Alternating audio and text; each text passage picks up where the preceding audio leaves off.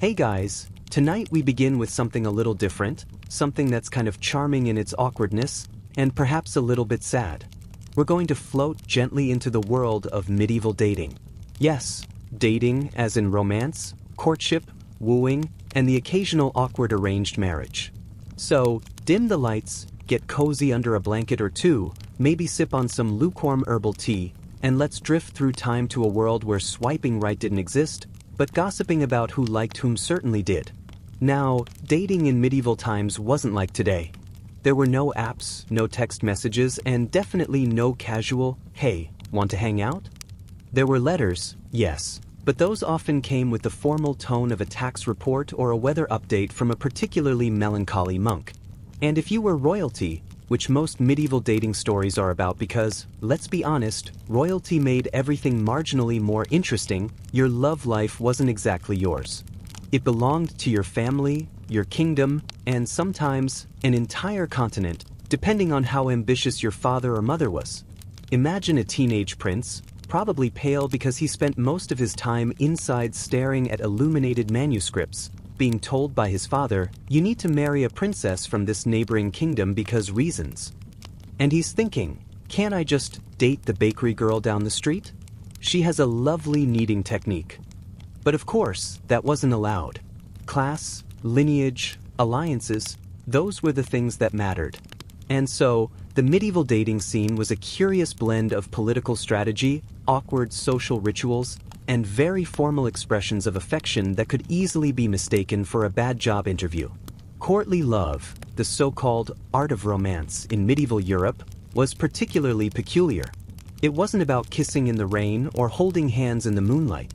No, it was about writing carefully composed poetry, often in Latin or French, to someone you may never have met, and sometimes not even allowed to talk to directly.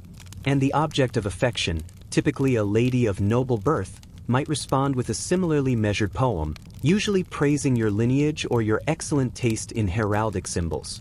Flirtation involved a lot of symbolic gestures. A glove left on a windowsill, a scarf worn just so, or an accidental brush of the hand during a crowded tournament, which, of course, was probably staged by their mothers. And speaking of tournaments, these weren't just for sport. They doubled as prime dating opportunities. Knights would ride in, jousting their hearts out, while noble ladies would watch and throw a perfumed handkerchief to signal interest.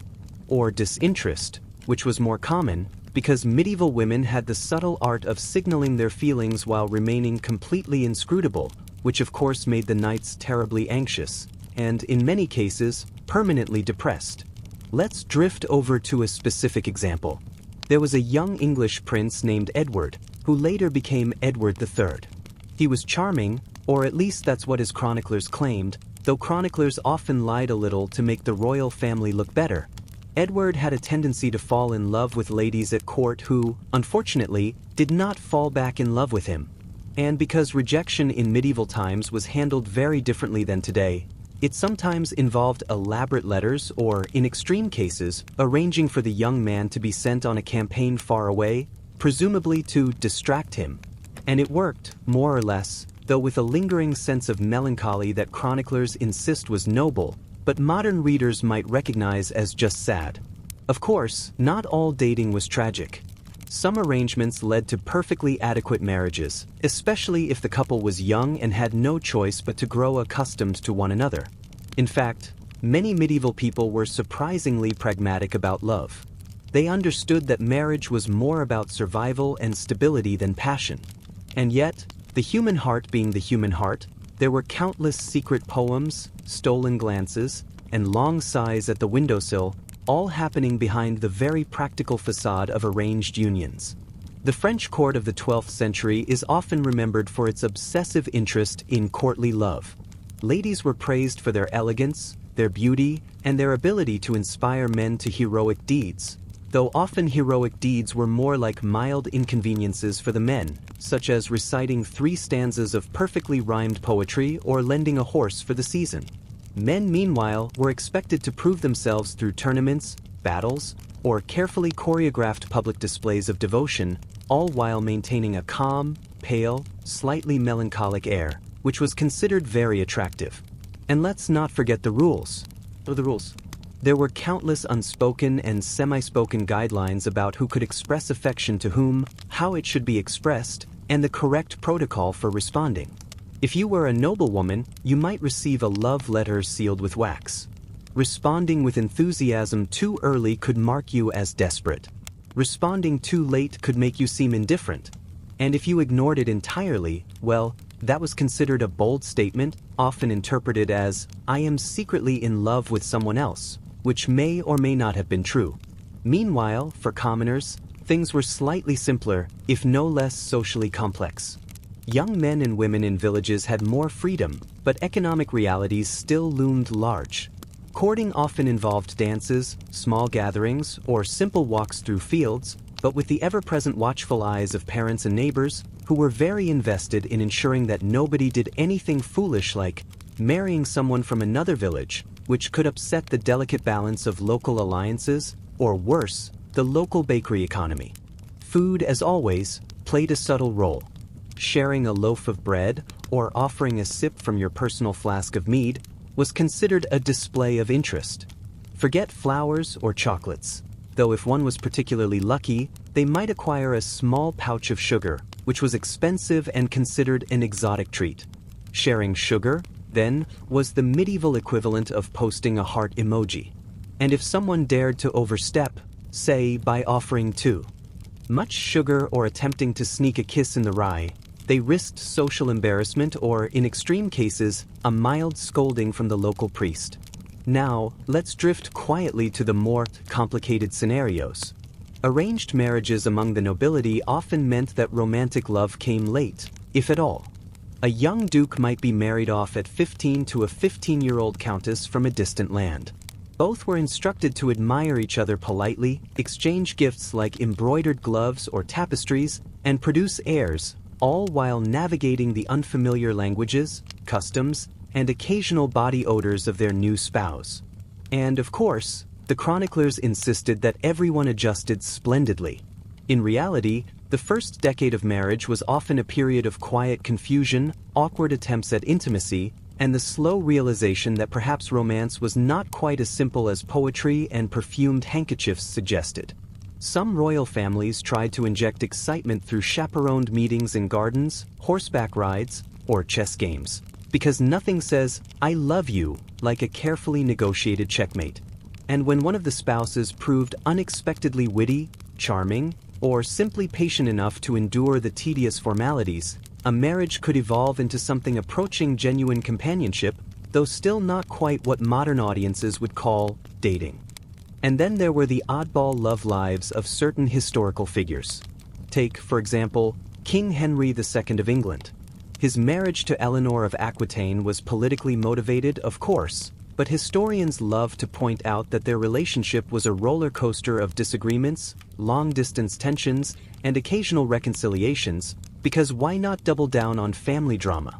They produced a large brood of children, many of whom would later revolt against their father, but at the time, young Henry and Eleanor were navigating courtship in a way that involved diplomacy, occasional poetry, and carefully hidden irritation. All very subtle, all very medieval. Even outside the royal courts, medieval dating often involved the occasional display of cleverness or ingenuity. A young man might compose a ballad or charm his way through a local festival, while young women could respond with witty commentary, symbolic gifts, or mild disinterest, keeping the suitors guessing. The game was subtle, slow, and, by modern standards, possibly exhausting. But for those who thrived in careful observation and understated gestures, it could be satisfying. And so, as we float through this world, we see that dating in medieval times was simultaneously structured and chaotic. There were rules, yes, but the human heart is nothing if not persistent. Poems, letters, gifts, glances, all small rebellions against the rigid social structures that governed love and marriage. It was a world of quiet longing, subtle victories, and occasional awkward failures, perfect for a slow, sleepy narrative that drifts across centuries. By the time a young noble or commoner finished navigating these rituals, they were often weary, contemplative, and ready for a nap, ideally in a feather bed, with a wool blanket, and the gentle reassurance that romance, though complicated, was still possible. And that, gently, is where we'll leave our first step into medieval dating, softly turning the page on the subtle dance of courtship, with its rules, rituals, and muted drama. In the next chapter, we'll drift deeper into some of the more unusual love lives of historical figures, particularly those royals whose personal choices created small ripples, or occasional tidal waves, across their kingdoms. But for now, just relax, let your eyelids grow heavy, and float quietly into the rhythms of the past. Chapter 2: Royal Hearts and Awkward Alliances. Let's start with King Charles VI of France, who ruled in the late 14th century. He was called the Beloved at first, which is mildly ironic, because later he became known as the Mad. Romantic prospects for Charles were always complicated, partly because of his mental health and partly because his family thought that arranging strategic marriages was more important than matching him with someone who might enjoy long walks in the garden. His first wife, Isabella of Bavaria, was a lively woman, full of energy and curiosity, and Charles, on his good days, seemed to like that. On his bad days, he might suddenly forget she existed. And medieval gossip, being ever eager, interpreted all of this as mysterious courtly behavior rather than a sign that the king occasionally imagined himself made of glass. Their marriage produced children, of course, because duty dictated as much. But the couple's personal life was a delicate balancing act. They were expected to be affectionate in public, yet discreet in private, and any slip could lead to scandal or, in Charles's case, a mild panic among advisors who were used to dealing with political intrigue, not a monarch convinced he was made of ice. Letters between Charles and Isabella sometimes read like polite bureaucratic correspondence, interspersed with occasional heartfelt phrases that probably meant something slightly different than they intended. But the effort counted, and for medieval standards, that was enough. Across the Channel, the English royal family had its own peculiarities. Richard II, for instance, married Anne of Bohemia. Richard was very young, and Anne was slightly older and endlessly patient. Their relationship was notable not for passion or romance, but for the unusual absence of conflict. Richard, prone to dramatic melancholy, seemed soothed by Anne's steady presence. She did not, for instance, throw her embroidery at him during public ceremonies or demand that he joust with an oversized boar as proof of devotion, which was common in other courts. She simply existed, in a calm and slightly regal manner, providing the kind of companionship that, while unexciting, was probably quite comforting if you were a teenage king prone to existential brooding. Meanwhile, in the Holy Roman Empire, things were slightly more chaotic. Emperor Charles IV had multiple marriages and numerous children, many of whom were married off as soon as they were able to walk. His romantic life reads like a procedural manual in dynastic logistics. His wives were chosen carefully to cement alliances, but personal affection was optional. Sometimes he found himself writing letters to a beloved mistress or corresponding with a noblewoman he admired from afar, though the tone was always formal, always deliberate, and sometimes slightly exhausting to the modern reader. Yet, by the standards of 14th century European royalty, he was a model of romantic discretion. Not every monarch fared so smoothly. Henry VIII of England, for example, though slightly later than the others, is infamous for his tumultuous love life. But the early years of his courtship were more subtle than people remember. He first fell in love, or at least intense infatuation, with Catherine of Aragon, a marriage arranged to strengthen alliances with Spain. Young Henry was enthusiastic and careful, composing letters and gifts with a serious air that would make any historian nod approvingly. He did not yet exhibit the violent tendencies that would later make him famous, just a combination of impatience, devotion, and the occasional sigh when diplomacy interfered with affection. Back in France, Louis XI presents another interesting case. He was pragmatic almost to a fault, and his romantic encounters were calculated and brief. If a marriage could bring him land, wealth, or a reduction in annoying feudal obligations, he pursued it. Otherwise, he remained polite, aloof, and occasionally melancholic, writing letters to women whose replies he could never read because of intervening advisors. For Louis, love was an exercise in patience and political theory, with just a hint of poetic flair to keep things interesting. Now, let's consider the children of royalty who often experienced love, or at least dating, in the most awkward of forms. A young princess might be 10 or 11 when her marriage prospects were first discussed, and by 15, she could be wed to someone she barely knew. This was normal, and everyone assured themselves it was practical. But the children themselves often expressed affection through secret notes, embroidered handkerchiefs, or small, barely noticeable gestures, which were interpreted with varying degrees of accuracy by adults. In some cases, a young girl might fall in love with a tutor or companion, only to be whisked away to a foreign land where she had to feign interest in a prince with a cold sense of humor. And that prince might, in turn, be slightly terrified that the young girl was secretly more intelligent and ambitious than he was, which, of course, she often was. Let's drift over to Margaret of Anjou, a woman who would later become Queen of England. As a child, she was married off to Henry VI, who was sweet but overly passive and somewhat prone to fainting during stressful events, which happened frequently. Their courtship involved an intricate dance of formal letters, perfumed gifts, and carefully supervised interactions, all conducted under the watchful eyes of advisors and parents. Margaret, though young, was unusually intelligent and politically aware.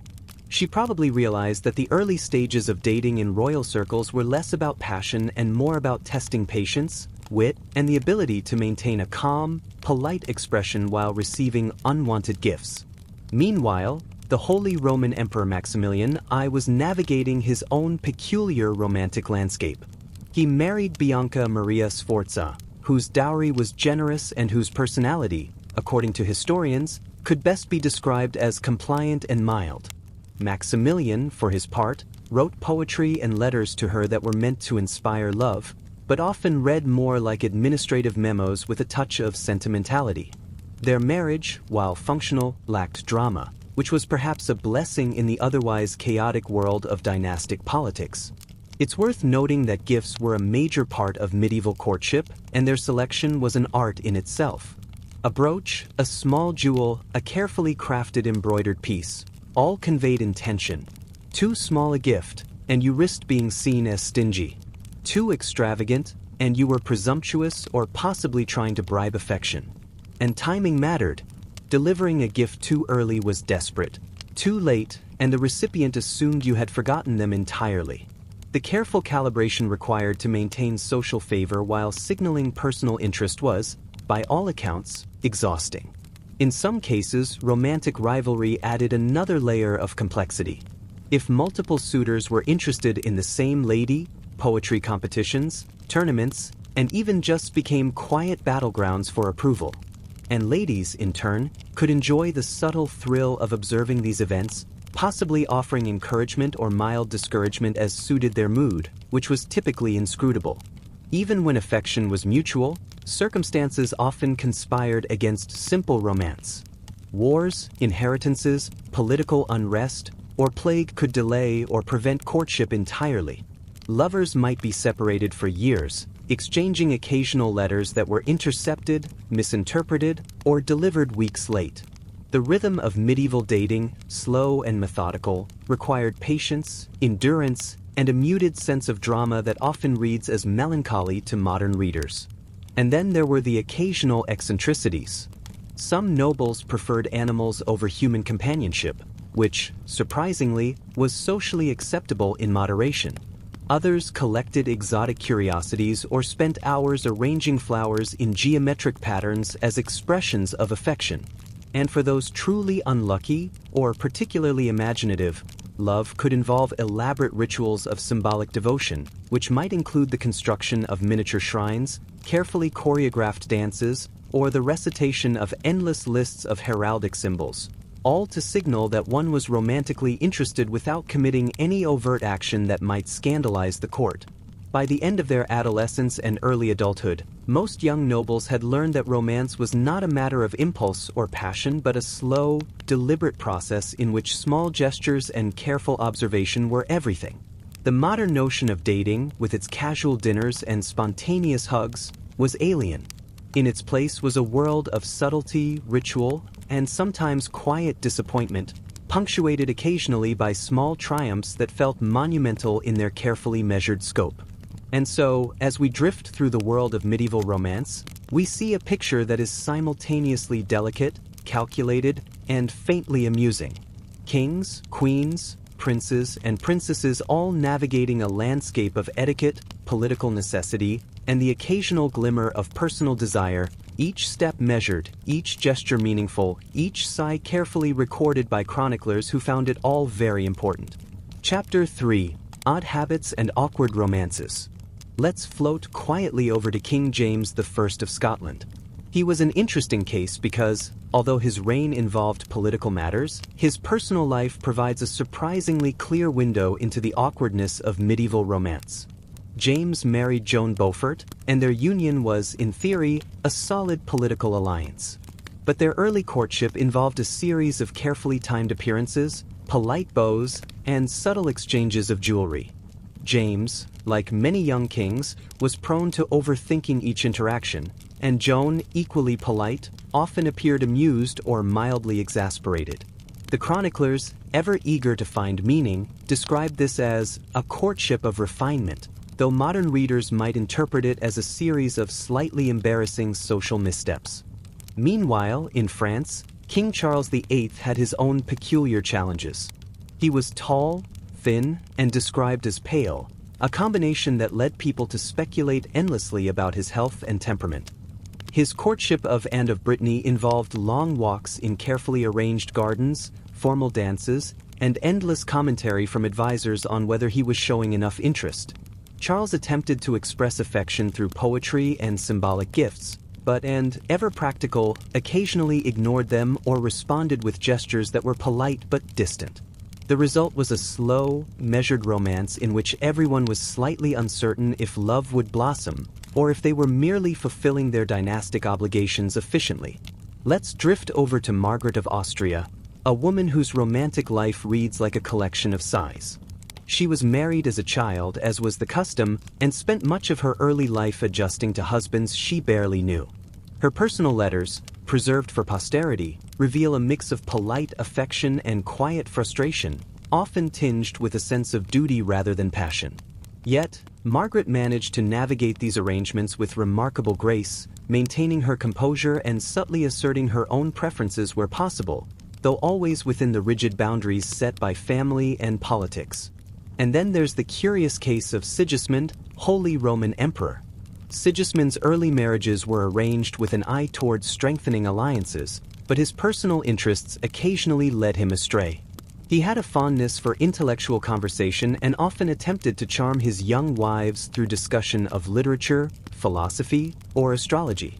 These efforts were usually met with polite interest, occasionally mild boredom, and in one notable instance, a carefully measured eye roll that chroniclers described as disdainful but restrained. Meanwhile, the children of royalty continued to experience romance in ways that were both formal and awkward.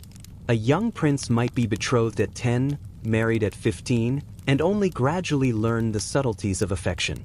Courtiers often observed and occasionally interfered, providing advice that ranged from practical to bizarre. Gifts, once again, played a crucial role. A fine pair of gloves, a small embroidered cloth, or a carefully chosen piece of jewelry could convey interest, appreciation, or cautious admiration, all while maintaining the strict boundaries of social etiquette. Let's drift gently to the English court once more. Edward IV, for instance, had a notoriously complicated romantic life. He was handsome, charming, and aware of it, which naturally created some tension at court. Edward's marriage to Elizabeth Woodville was controversial, because she was a commoner, a widow, no less. The union required careful negotiation, secrecy, and a mild sense of rebellion against expected norms. Love letters were exchanged in careful secrecy, gifts passed discreetly, and every public appearance orchestrated to maintain plausible deniability. For Edward, romance involved both daring and diplomacy, with just enough scandal to make it mildly interesting, but not so much that chroniclers lost their cool. Meanwhile, in Burgundy, Philip the Good displayed a similar mixture of duty and eccentricity. He had multiple marriages and numerous mistresses, but even so, he attempted to approach each romantic engagement with a sense of formal charm. Letters and gifts were expected, but Philip occasionally overdid it, sending elaborate tokens that could be interpreted as either highly romantic or mildly confusing. Recipients, mostly noblewomen, were expected to respond with equal care, maintaining the delicate balance of affection, propriety, and political correctness. And speaking of oddities, we should note that some nobles had peculiar preferences. Certain princes were drawn to exceptionally tall, slender women, while others favored petite companions with unusual artistic skills. Some men expressed affection through poetry, others through musical performance, and a few through strange ritualistic gestures that modern historians can only describe vaguely because records are incomplete and slightly bewildering. The underlying principle, however, was clear. Medieval dating required constant observation, patience, and a mild tolerance for absurdity. Back in England, the children of Henry VII provide another example of quiet awkwardness. Margaret Tudor, for instance, was married to James IV of Scotland as part of a political agreement. Letters exchanged before their formal meeting reveal the typical mixture of polite interest and mild apprehension. James, described as handsome but somewhat shy, attempted to charm Margaret through a combination of gifts and modest displays of strength, jousting at tournaments, composing occasional poetry, and maintaining a clean-shaven appearance, which was impressive at the time. Margaret, in turn, displayed courtesy, intelligence, and occasional wry humor, though always carefully restrained. Their early interactions illustrate the subtle interplay of personal preference, social expectation, and the slow development of genuine connection in the medieval context. Meanwhile, some courtships were complicated by practical considerations. A young noblewoman might need to bring a dowry, secure her family's approval, and navigate local politics simultaneously. A young man might need to demonstrate competence, bravery, and the ability to survive court intrigue, all while expressing affection in a socially acceptable manner. This created a delicate dance, where every gesture carried multiple meanings, and a single misstep could lead to embarrassment, mild scandal, or the need to retreat into polite silence for several weeks. Let's drift now to the eccentricities of royal correspondence. Letters were often highly stylized, full of flowery language, symbolic references, and occasional obscure metaphors. A simple phrase like, "Your beauty surpasses the morning sun," could be intended as genuine admiration, a diplomatic statement, or a subtle hint about marital obligation. Similarly, the recipient's reply might involve delicate praise, cautious agreement, or a polite redirection, all carefully crafted to maintain social norms while acknowledging the communication. The modern reader may find these exchanges confusing, tedious, or slightly amusing, which is, of course, the intended effect for a sleep-friendly narrative. In some cases, young royals were allowed slightly more freedom than their adult counterparts. In formal games, casual walks in palace gardens, or minor competitions provided opportunities to observe and court one another discreetly. But even these moments were rarely truly private, as courtiers, tutors, and family members tended to hover nearby, offering advice or mild warnings. The result was a carefully moderated romance, in which subtle gestures, whispered words, and the occasional blush were all that could safely be shared. And then there were the curious exceptions, royals who defied convention entirely. Some pursued lovers despite political considerations, others expressed affection through unusually bold gestures, and a few even managed to combine personal desire with strategic advantage, creating situations that were both effective and mildly scandalous. Chroniclers often recorded these events with an air of awe, describing the individuals as daring, eccentric, or admirable, depending on their own social preferences. For the modern observer, these tales provide a mix of amusement and gentle melancholy, perfect for drifting into a sleepy reverie. Meanwhile, the ordinary populace continued their own slow dances of affection. Village fairs, dances, and seasonal festivals offered opportunities for young men and women to observe one another, exchange small gifts, and experiment with romance in a relatively low-stakes environment. These interactions, though simpler than the royal games of courtship, still required patience, subtlety, and an awareness of social norms. A slip of the hand, a misinterpreted gesture, or an ill-timed compliment could lead to embarrassment, teasing, or prolonged awkwardness, all of which contributed to the rich texture of medieval dating life. By the time a young noble or commoner completed these early steps in romance, they were often well practiced in patience, observation, and subtle communication. Every glance, every gift, every word carried meaning. And in the quiet, measured rhythm of medieval courtship, there was a kind of gentle poetry, a deliberate pace that allowed for reflection, subtle humor, and a muted sense of anticipation. And so, as we continue to drift through this world, we see that medieval dating was never simple. It involved etiquette, politics, subtlety, and, on occasion, genuine affection. Kings, queens, princes, princesses, and commoners alike navigated a landscape of rules, expectations, and personal desires, all while attempting to maintain composure, dignity, and social credibility. In this context, every small gesture mattered, every letter carried weight, and every glance was part of a slow, intricate dance that defined the rhythm of medieval romance. Chapter 4: Secret Affairs and Quiet Scandals. Let's drift gently over to the Italian courts, where intrigue and romance often blended like muted colors on a tapestry. Take Ludovico Sforza, the Duke of Milan. While his political life was elaborate and calculated, his private romantic gestures were subtle and, at times, slightly peculiar. He maintained correspondences with several noblewomen, all carefully crafted to signal interest without creating overt scandal. These letters often included gifts: a small jeweled pin, a fine silk scarf, or a carefully embroidered handkerchief. Each item carried meaning, though modern observers might struggle to decode it. The important part was that gestures were deliberate, restrained, and socially acceptable, a careful dance in the muted light of courtly expectation. Meanwhile, in France, Queen Isabeau of Bavaria managed her own discreet romantic affairs, though history often remembers her more for her influence over court politics. She was married to Charles VI, who, as mentioned, had bouts of illness and mental instability. While her public interactions were formal, private letters hint at mild flirtations and gentle humor directed toward certain courtiers.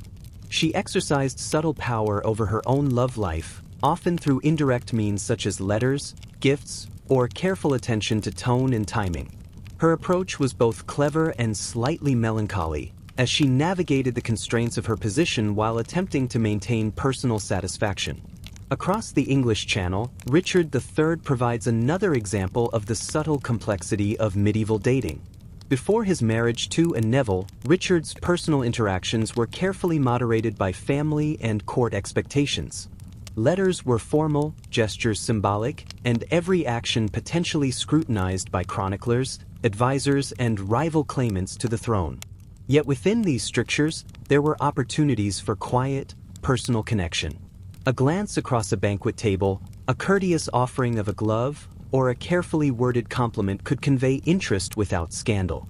For Richard, as for many young nobles, romance was a combination of strategy, subtlety, and occasional personal indulgence. Not every romantic misstep was dramatic. Sometimes, awkwardness was enough. Consider the case of young princesses who were shy, reserved, or overly studious. A gentle suitor might spend weeks attempting to capture her attention with poetry, music, or carefully orchestrated public displays. She, in turn, might respond with a polite bow, a reserved smile, or a brief note, leaving him to wonder whether he had been politely rejected or subtly encouraged. These small uncertainties, repeated over months or years, created the characteristic slow rhythm of medieval dating: deliberate, careful, and quietly suspenseful, though rarely exciting in any dramatic sense. Meanwhile, secret marriages were not uncommon. In some cases, young nobles defied their family's instructions and arranged unions without prior approval.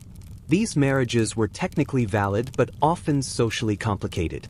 Courtiers, advisors, and chroniclers were forced to record these unions with varying degrees of enthusiasm, often couching their commentary in the formal tone of law or moral advice. And yet, for the participants, these secret relationships carried a quiet, private satisfaction, a muted triumph in the otherwise heavily supervised world of aristocratic romance. Let's float to the court of Burgundy again, where Philip the Good maintained a variety of romantic connections, some formal and some clandestine. While his marriages were carefully arranged for political advantage, his affairs involved subtle exchanges of poetry, gifts, and the occasional public display that hinted at private interest. Recipients, usually noblewomen, were expected to navigate these advances with equal care. Polite acknowledgement without overt encouragement, subtle engagement without creating scandal, and constant attention to timing and circumstance. The entire process was a slow, meticulous game, requiring patience, social awareness, and an occasional sigh of resignation. Meanwhile, the lives of ordinary nobles and wealthy commoners reflected similar patterns on a smaller scale.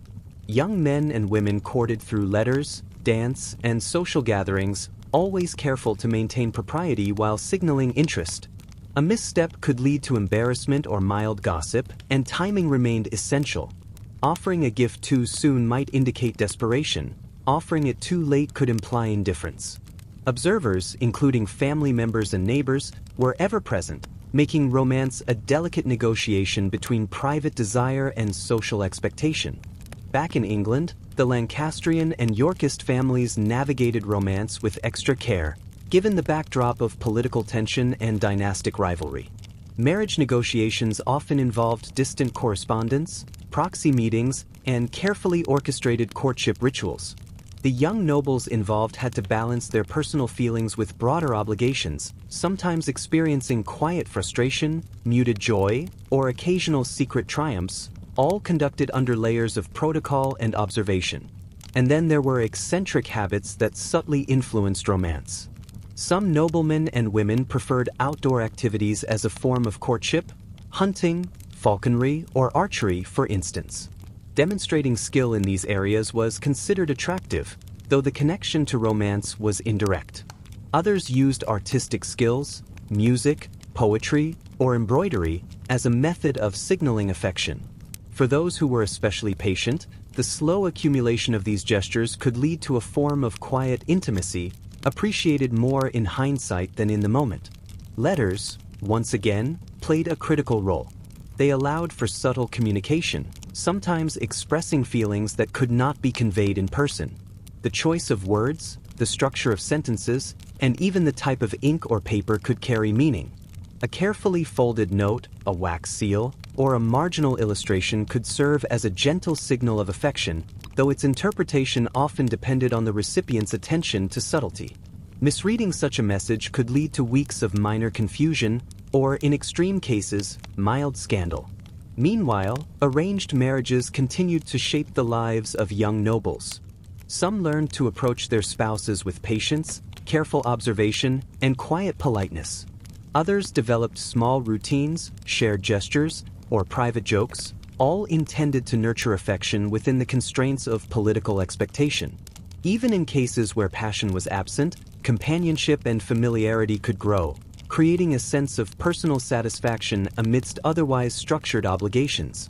And yet, the occasional failure of romance was inevitable. Letters might go unanswered, gifts might be returned, or gestures misinterpreted. A young noblewoman might find her intended spouse indifferent, or a young man might struggle to convey interest within the rigid social norms of his environment.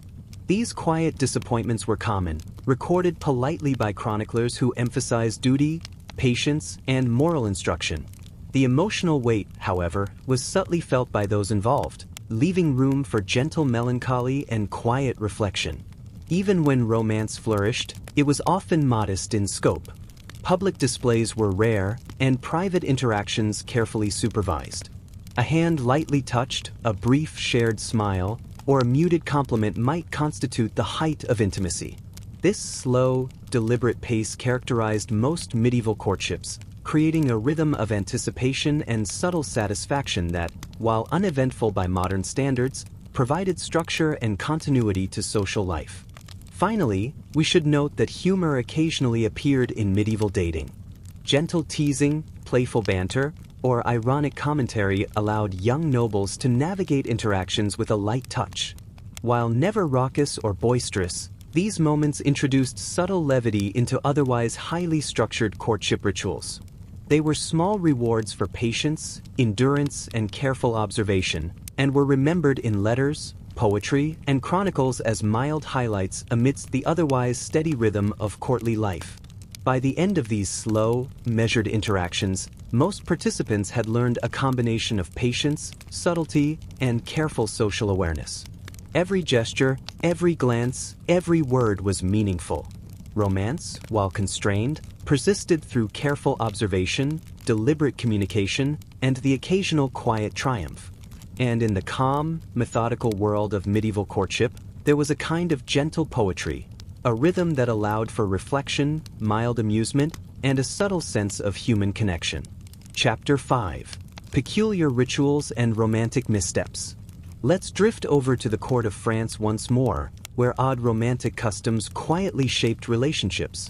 In the 15th century, certain nobles engaged in what might be described as ritualized gift exchanges.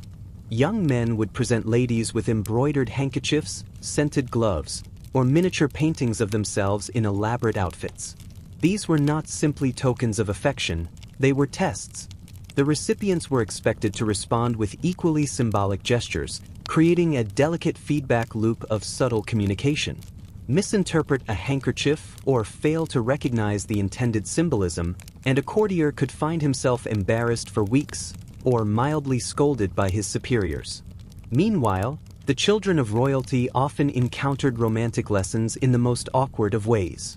Princesses and young noblewomen were sometimes taught to compose letters expressing hypothetical affection, designed to develop their skill at subtly communicating desire without overstepping propriety. Princes practiced deciphering these letters, though misinterpretation was frequent. Imagine a 15-year-old prince reading, "Your valor in the tournament is commendable," and assuming it meant, "I am secretly in love with you," when in fact the girl was merely praising his skill as expected by etiquette. These exercises, though intended to refine courtly communication, often led to weeks of quiet confusion and self-doubt. Over in England, Edward Ivy's court provides another example of awkward romance. Edward's numerous romantic entanglements, though politically charged, often began with misread signals or overzealous displays of affection. A gift of an elaborately embroidered glove might have been interpreted as profound devotion, when in reality, it was merely a polite offering to fulfill courtly norms. Similarly, a poem intended as light praise could be misconstrued as a serious declaration of love. These missteps, though minor, reveal the delicate balance required in medieval courtship, where gestures were both meaningful and easily misinterpreted. Let's drift to Burgundy, where Philip the Good's personal habits occasionally complicated his romantic life. Philip had a tendency to collect curiosities and exotic animals, which he sometimes presented as gifts to ladies of his court. While these offerings were unusual, they were considered acceptable expressions of affection. Receiving a small falcon or a particularly rare flower carried subtle messages of interest, appreciation, or admiration. Yet, modern readers may find these gestures slightly absurd. Imagine a noblewoman attempting to respond to a pet falcon with equal subtlety, while also maintaining her composure for the court. Meanwhile, in Italy, the Medici family nurtured an unusual mixture of romance and political strategy. Young nobles were often paired for potential marriages, and courtship involved subtle observation of personal habits, intellect, and artistic skill. Courtiers were expected to demonstrate not just affection but cultural sophistication, such as proficiency in music, painting, or poetic composition. Failure to impress in these areas could hinder romantic prospects, leading to gentle disappointment or mild embarrassment, all carefully recorded by chroniclers who found the minutiae of courtship important. Across Europe, arranged marriages continued to dominate, and with them came the subtle, often awkward rituals designed to cultivate affection. A young nobleman might deliver a gift and bow repeatedly, hoping to convey interest without overstepping propriety. A young noblewoman might respond with measured politeness, her gestures simultaneously encouraging and restrained. This slow dance, repeated over months or years, established patterns of expectation, subtle triumphs, and occasional missteps, forming the rhythm of medieval romance. Even the smallest gestures could carry great significance. Offering a seat at a banquet, brushing away a stray lock of hair, or sharing a rare delicacy might serve as a declaration of interest, though misinterpretation was common. Young nobles were expected to observe, calculate, and respond carefully, creating a constant interplay of intention and perception. Chroniclers, fascinated by these subtle interactions, recorded them meticulously, providing modern readers with a detailed, if slightly tedious, map of medieval courtship behaviors. And yet, failures persisted. Letters could be lost or delayed, gifts could be misread, and gestures could fail entirely to communicate intent.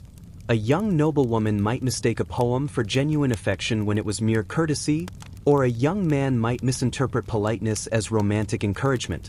These small confusions, though rarely dramatic, created long stretches of quiet disappointment and reflection, exactly the kind of slow, gentle melancholy suited to a bedtime narrative. Meanwhile, peculiar personal habits often affected romance. Some nobles preferred solitude or scholarly pursuits, limiting opportunities for courtship. Others had idiosyncratic tastes in art, music, or fashion, which could impress some potential partners while alienating others. Even the timing of meals, walks, or appearances at court could influence romantic perception. These subtle factors contributed to the slow, intricate dynamics of medieval dating, creating a landscape in which patience, observation, and quiet adaptability were essential.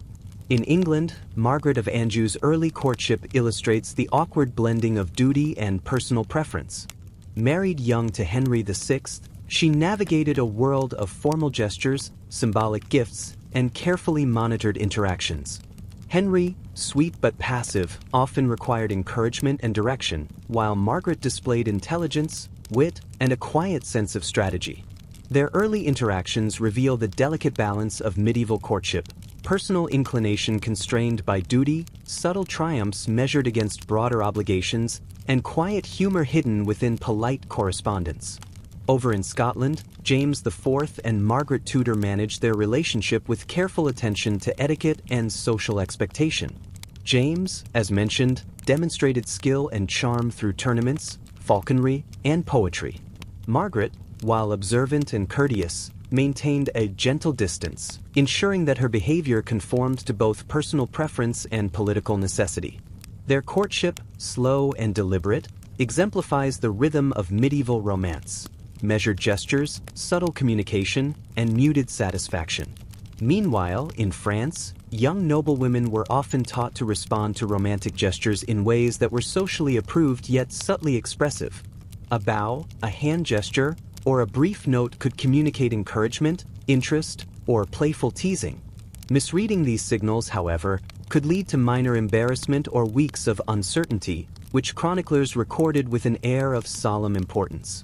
For modern readers, the result is a series of gentle anecdotes, small triumphs, minor missteps, and the quiet poetry of patience. Finally, we should note the occasional humor and irony present in medieval dating. A young prince might struggle with a poem, overthink a gift, or misinterpret a glance, while a young lady might respond with measured politeness or subtle sarcasm, all under the watchful eye of family and court. These moments, though mild, provided gentle amusement, a small relief from the otherwise steady rhythm of courtly life, and a quiet reflection on the human heart constrained by custom and expectation. By the end of these slow, deliberate exchanges, most young nobles had mastered a combination of observation, patience, and subtle communication. Each gesture mattered, every glance carried weight, and even minor triumphs could feel monumental. In this quiet, structured world, romance persisted, not in dramatic displays or passionate declarations, but in careful attention, gentle humor, and the gradual unfolding of personal connection. And so, as we drift through the intricacies of medieval courtship, we see a world of rituals, small victories, and quiet disappointments. Kings, queens, princes, princesses, and commoners alike navigated the delicate dance of romance with patience, subtlety, and occasional wry amusement. And in that rhythm, in the slow unfolding of gestures and letters, there was a kind of gentle poetry, perfect for quiet reflection, mild nostalgia, and sleep. Chapter 6: Quirks, Eccentricities, and Romantic Obstacles. Let's drift gently to the court of Charles V of France, sometimes called Charles the Wise. Despite the flattering epithet, his romantic life was quiet, structured, and occasionally melancholy. Charles married Joanna of Bourbon, and while their union was politically sound, personal affection developed slowly, largely through shared routines and quiet observation. Letters reveal a mixture of polite admiration, occasional humor, and subtle attempts at intimacy, all conducted under the careful gaze of advisors and family members. His approach was deliberate, measured, and perhaps a touch methodical, qualities that modern readers might find slightly tedious but, for the medieval court, perfectly acceptable. Meanwhile, in England, Edward III navigated his own peculiar romantic terrain. He was known for charm and occasional charisma, but early courtship involved carefully timed gestures, symbolic gifts, and the ever-present expectation to maintain decorum. Young women at court were taught to observe and respond with precision. A bow here, a glance there, a folded note or carefully composed reply. Missteps could cause embarrassment or weeks of polite correction. Even minor misunderstandings became quiet sources of reflection, letters of clarification, or gentle sighs in private chambers. Across Burgundy, Mary of Burgundy provides an interesting example. She was married to Maximilian I, Holy Roman Emperor, at a young age. Their courtship, if one could call it that, was brief and heavily guided by advisors. Mary, intelligent and politically aware, observed Maximilian carefully, while he attempted to balance personal interest with the ceremonial demands of his position. Gifts, gestures, and letters were exchanged with deliberate subtlety. Any overt display of emotion was discouraged, leaving both parties to navigate their feelings quietly, often through coded language, symbolic acts, or understated appreciation. And then there were the slightly tragic quirks. Some nobles were socially awkward, prone to melancholy, or intensely shy, complicating even the most carefully arranged courtship. A young prince might compose poetry but forget to deliver it. A princess might rehearse polite smiles endlessly yet remain tongue-tied in the presence of her suitor.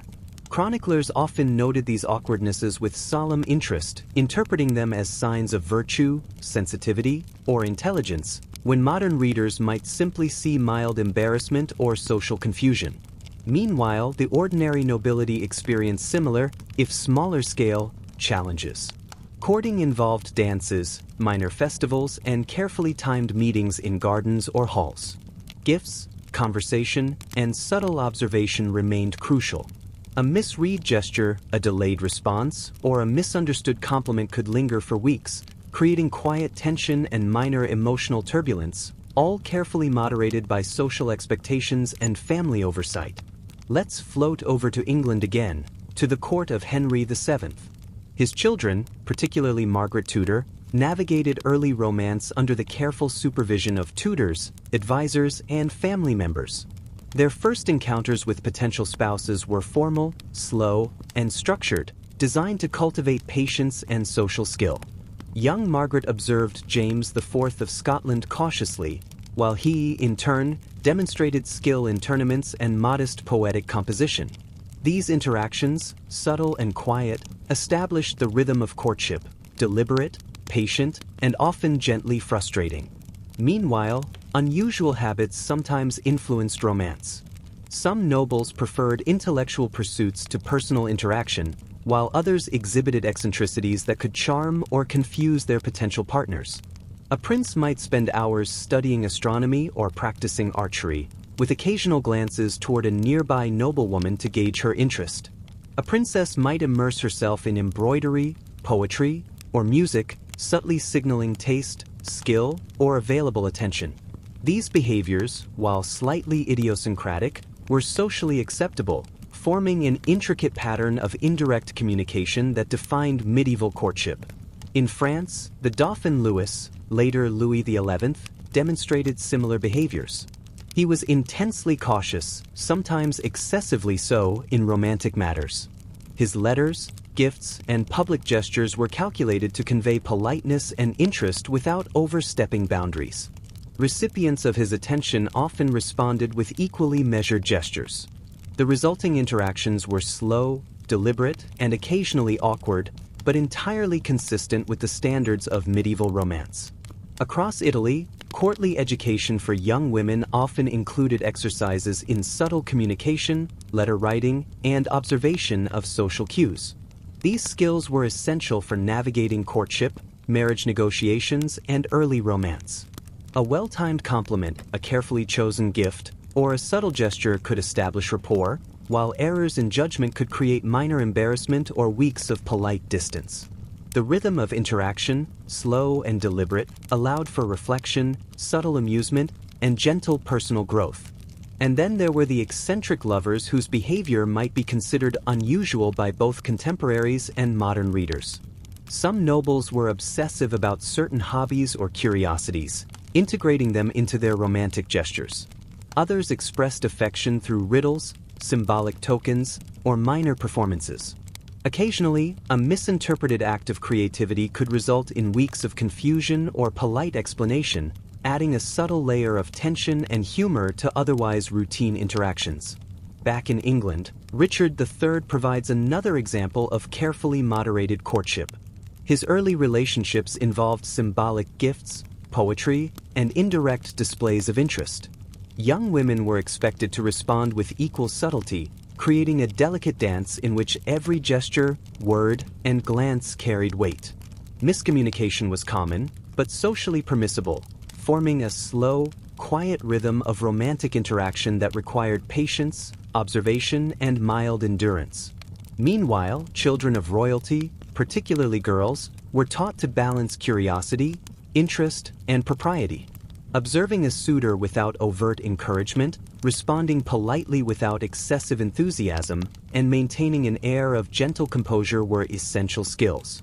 Failure to navigate these subtleties could lead to minor social embarrassment or weeks of quiet contemplation, both considered important lessons in character and patience. Even in the most structured arrangements, small personal triumphs provided subtle satisfaction. A well-timed compliment, a discreetly offered gift, or a brief, shared moment of understanding could create a sense of quiet intimacy. These small victories, while minor by modern standards, contributed to the rhythm and emotional texture of medieval romance. They were slow, deliberate, and often ephemeral, yet deeply meaningful within the context of social expectation. Finally, humor occasionally appeared, though lightly and subtly. Gentle teasing, ironic commentary, or understated playful gestures allowed young nobles to express individuality within the constraints of etiquette. These small moments, carefully observed, provided mild amusement and subtle relief, reinforcing the delicate balance of affection, duty, and social propriety that defined medieval courtship.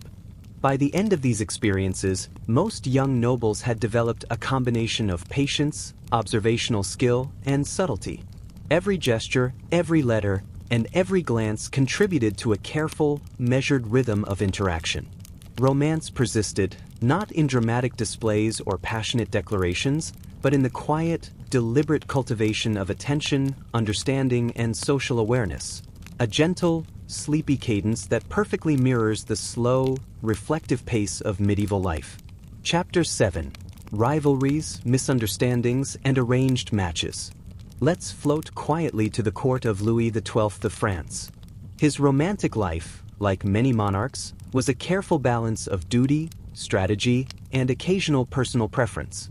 Louis's first marriage to Jeanne of France was brief and politically arranged.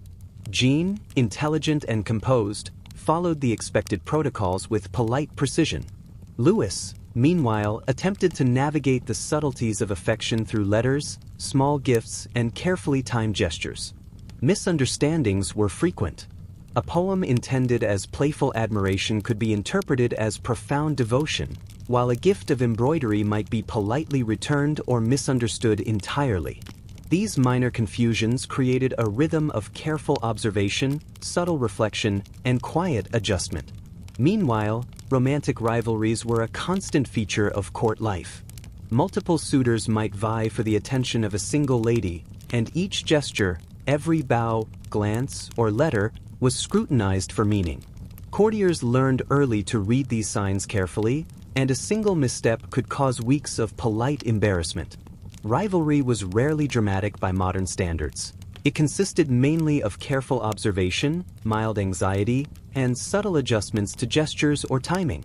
A young prince might hesitate before delivering a gift, while a young lady carefully considered how to respond without creating scandal or showing favoritism.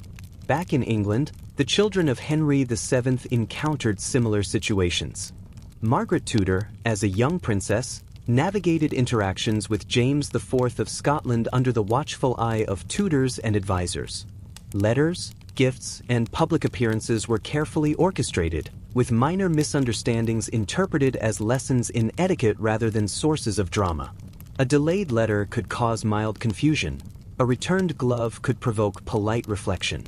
The rhythm of these interactions was slow, deliberate, and quietly absorbing, a subtle tension suitable for a calm, reflective narrative.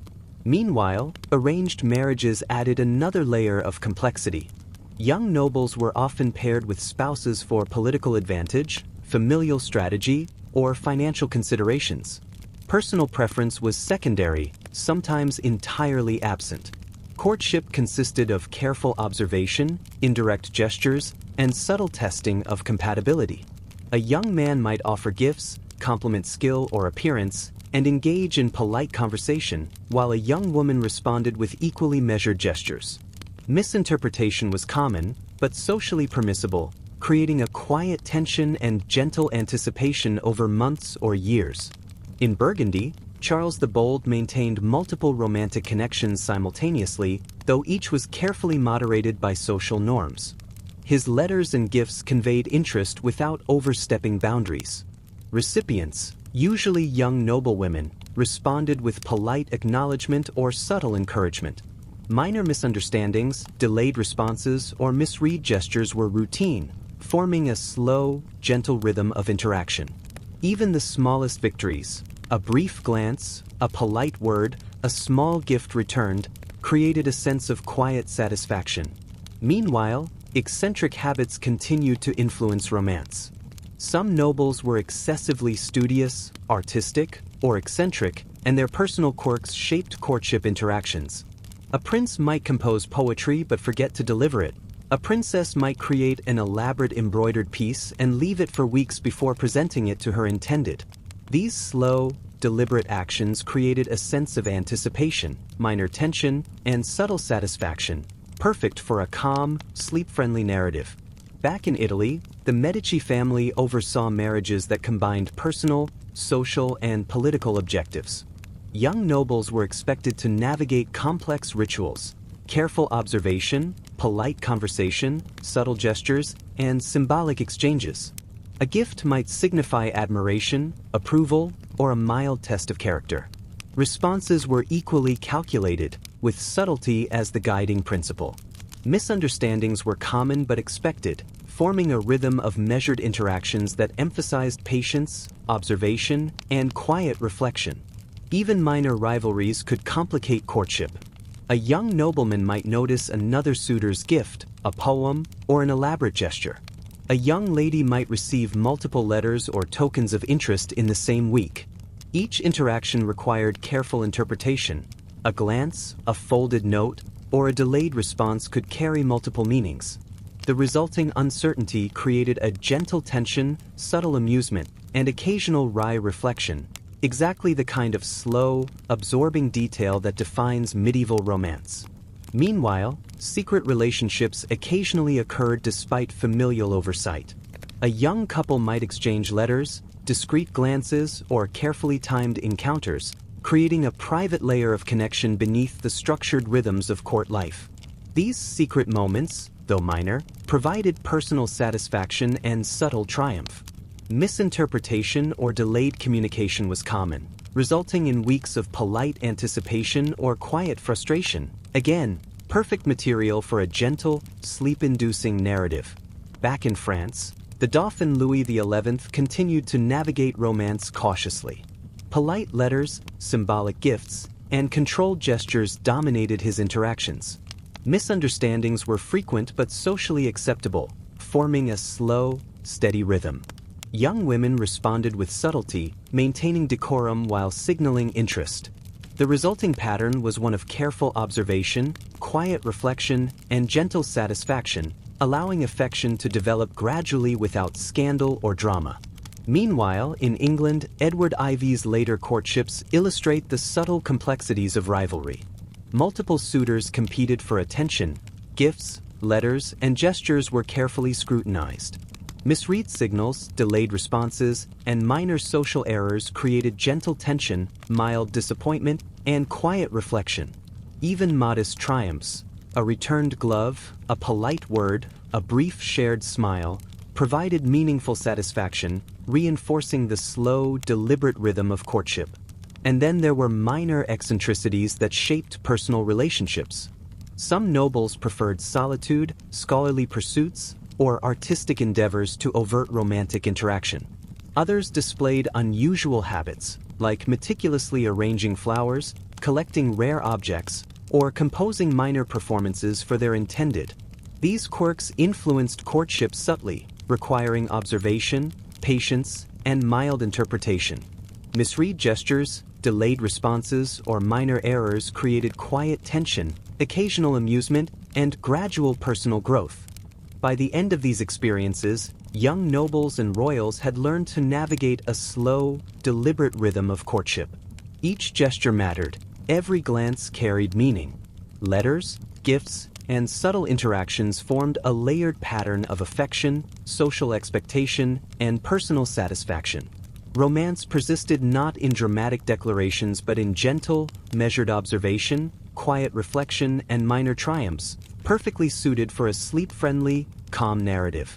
And so, as we drift through these gentle rivalries, misunderstandings, and carefully arranged matches, we see a world of patience, subtlety, and quiet amusement.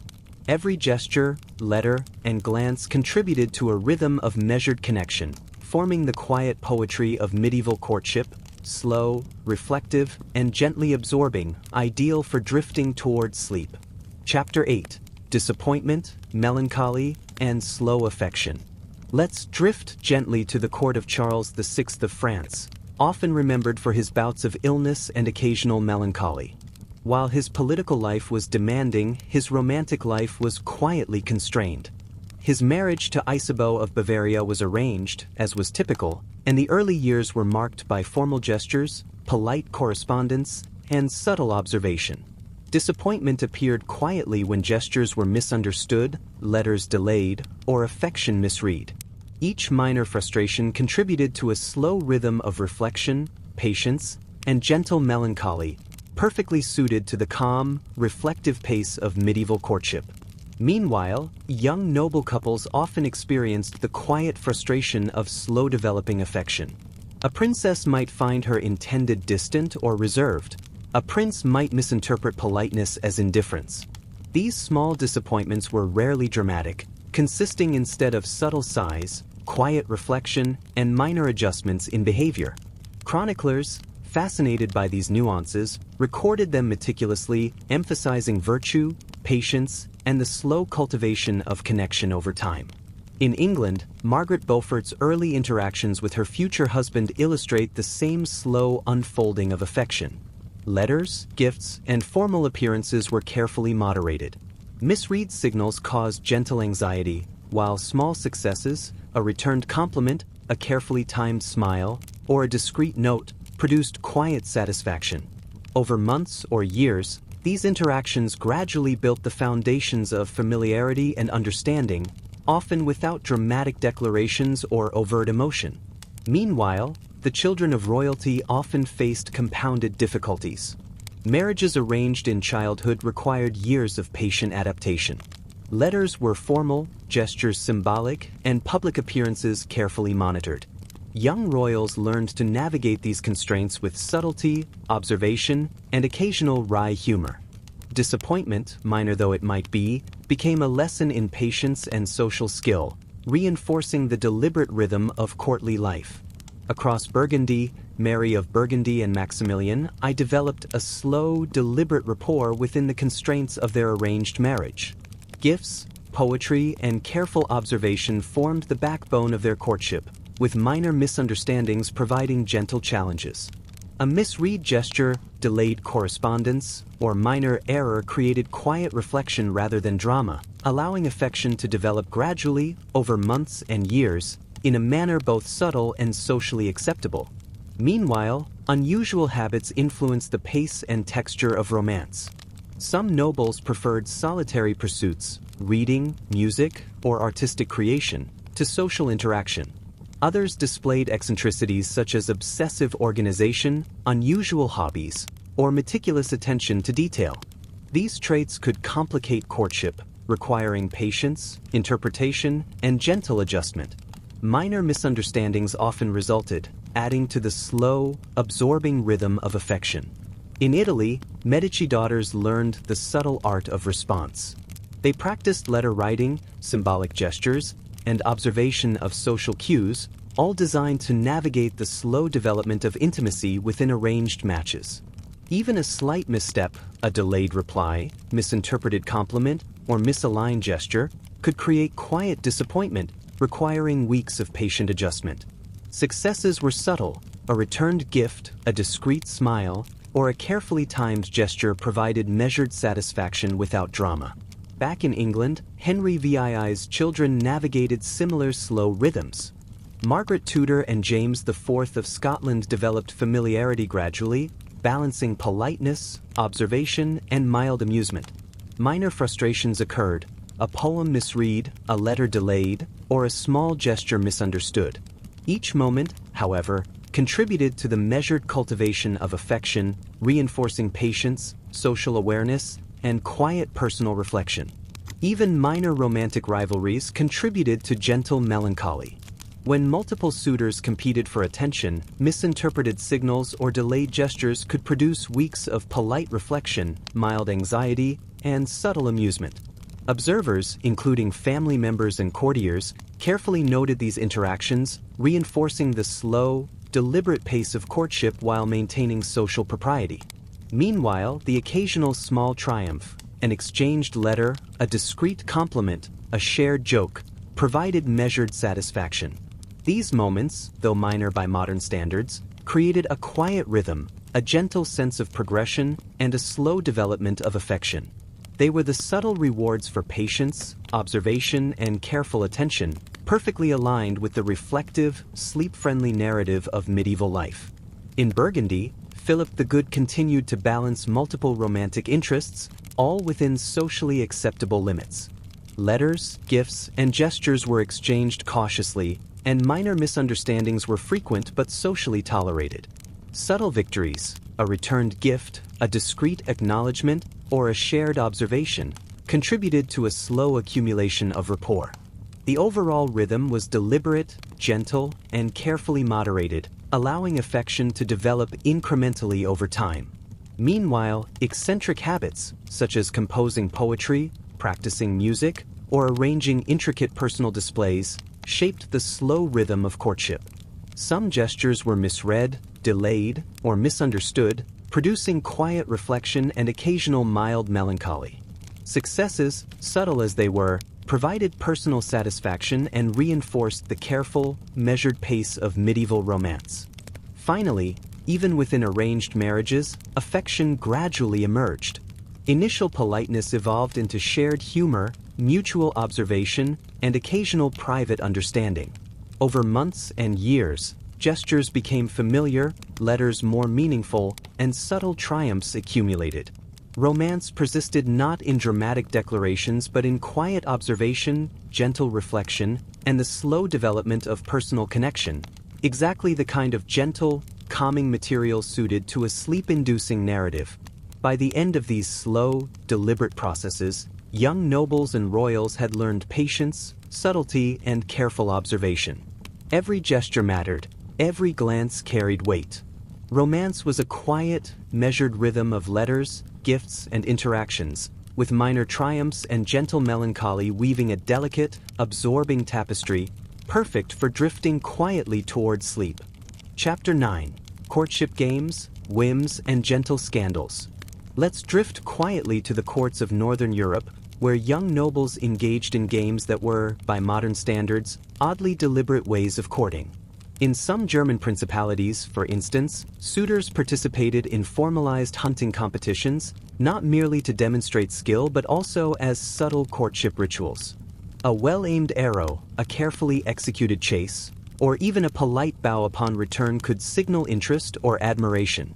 Young noblewomen, observing discreetly from a distance, were expected to evaluate technique, attentiveness, and decorum. Missteps, a poorly judged bow or a missed target, could provoke weeks of quiet reflection and minor embarrassment, forming a slow rhythm of observation and subtle amusement. Meanwhile, whimsical habits often shaped romantic interactions. In France, Charles VIII's court featured occasional music competitions, poetry recitals, and elaborate dance demonstrations. Participation was as much a display of social grace as of personal interest. A young man might compose a modest poem, perform it publicly, and await a carefully measured reaction. A young lady, in turn, might respond with applause, polite commentary, or subtle acknowledgement. These games were slow, deliberate, and slightly tedious by modern standards, but they allowed affection to develop gradually under the watchful eyes of family and court. Small scandals occasionally arose, though rarely dramatic. A misdelivered letter, a misinterpreted gesture, or an accidentally misplaced gift could provoke polite gossip, mild reprimands, or quiet correction from tutors or advisors. In Burgundy, Philip the Good's court experienced minor flurries of speculation when gifts were returned incorrectly or compliments misunderstood. Courtiers observed carefully, recorded events with solemn interest, and, occasionally, inserted subtle commentary in letters and chronicles. For participants, these incidents were mildly inconvenient but rarely disastrous, producing gentle tension, reflection, and minor lessons in patience. Back in England, Henry VIII's early courtship rituals, before his famous marriages, illustrate the slow accumulation of affection and the occasional awkward misstep. Formal dances, carefully timed greetings, and symbolic exchanges of small tokens marked each interaction. Misread signals, such as an overly enthusiastic bow or a returned handkerchief, caused mild confusion and minor embarrassment. Over weeks and months, these subtle dynamics established a measured rhythm, allowing young nobles to navigate social expectations, cultivate attention, and develop quiet familiarity. Meanwhile, eccentric behavior sometimes intersected with courtship. Some princes were highly meticulous about appearance, diet, or habits. A prince might insist on arranging flowers in a particular pattern before presenting them to his intended, or rehearse an elaborate bow countless times. A princess might take hours to prepare a small gift or compose a poem, aiming for perfection. These eccentricities, while slightly tedious, formed part of the slow, deliberate dance of attraction, providing opportunities for subtle triumphs, mild frustration, and quiet reflection. In Italy, Medici courtships were similarly structured. Young nobles engaged in carefully monitored walks in gardens, minor games, and intellectual contests. Each activity was laden with subtle meaning. A cleverly timed compliment, a polite gesture during a game, or a small, shared joke became a measure of compatibility and attention. Misinterpretation was frequent, yet socially permissible, creating a quiet rhythm of trial, observation, and gradual personal understanding. Across Europe, minor scandals often arose from innocent miscommunication. A letter intended to convey polite admiration might be read as romantic declaration, while a compliment or small gift could be misinterpreted. Courtiers learned to navigate these subtleties, responding with careful politeness, indirect clarification, or subtle humor. These gentle misadventures provided mild amusement, brief tension, and reflective opportunities, all without disrupting the slow rhythm of courtship. Meanwhile, the slow development of affection continued to shape lives. A young noblewoman might observe a suitor for months before allowing a private conversation or exchange. A young man might spend similar time learning her habits, preferences, and social nuances. Each minor success, a discreet glance, a returned compliment, or a carefully timed note, produced quiet satisfaction, gradually building a gentle, reflective intimacy. In France, royal children learned subtlety early. Games, music, dance, and carefully monitored conversation taught young nobles how to express interest without overstepping propriety. Missteps, though minor, reinforced lessons in observation, patience, and gentle humor. Over time, this slow education fostered a refined sense of timing, subtle expression, and quiet understanding, providing the foundation for adult courtship. Even arranged marriages, often devoid of initial affection, slowly developed subtle bonds. Courtiers, gifts, correspondence, and minor interactions allowed partners to understand one another gradually. Small triumphs, a shared joke, a successfully interpreted gesture, or a returned token, produced satisfaction. Over months and years, affection grew, often quietly, subtly, and without overt declaration. Back in England, Edward Ivy's court illustrates the same dynamics. Formal dances, letters, and symbolic gestures created a slow rhythm, punctuated by occasional misunderstandings or mild faux pas. Courtiers observed discreetly, offering subtle guidance or commentary. Young nobles learned to navigate this environment, refining their skills in patience, observation, and subtle expression. Minor triumphs, carefully achieved, became the hallmarks of successful courtship. Finally, humor continued to play a subtle role.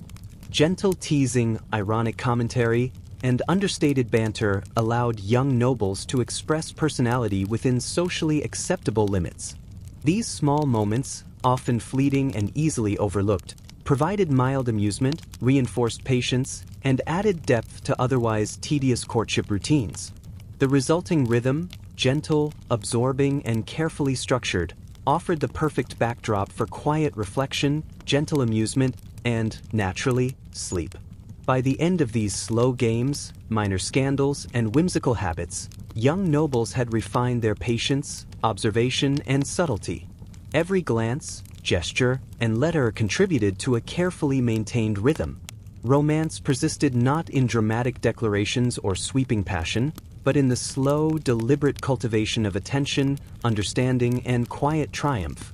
A gentle, reflective cadence, perfectly suited to drifting into a calm, sleepy state. Chapter 10: Ceremonial Rituals, Misunderstandings, and Absurd Traditions.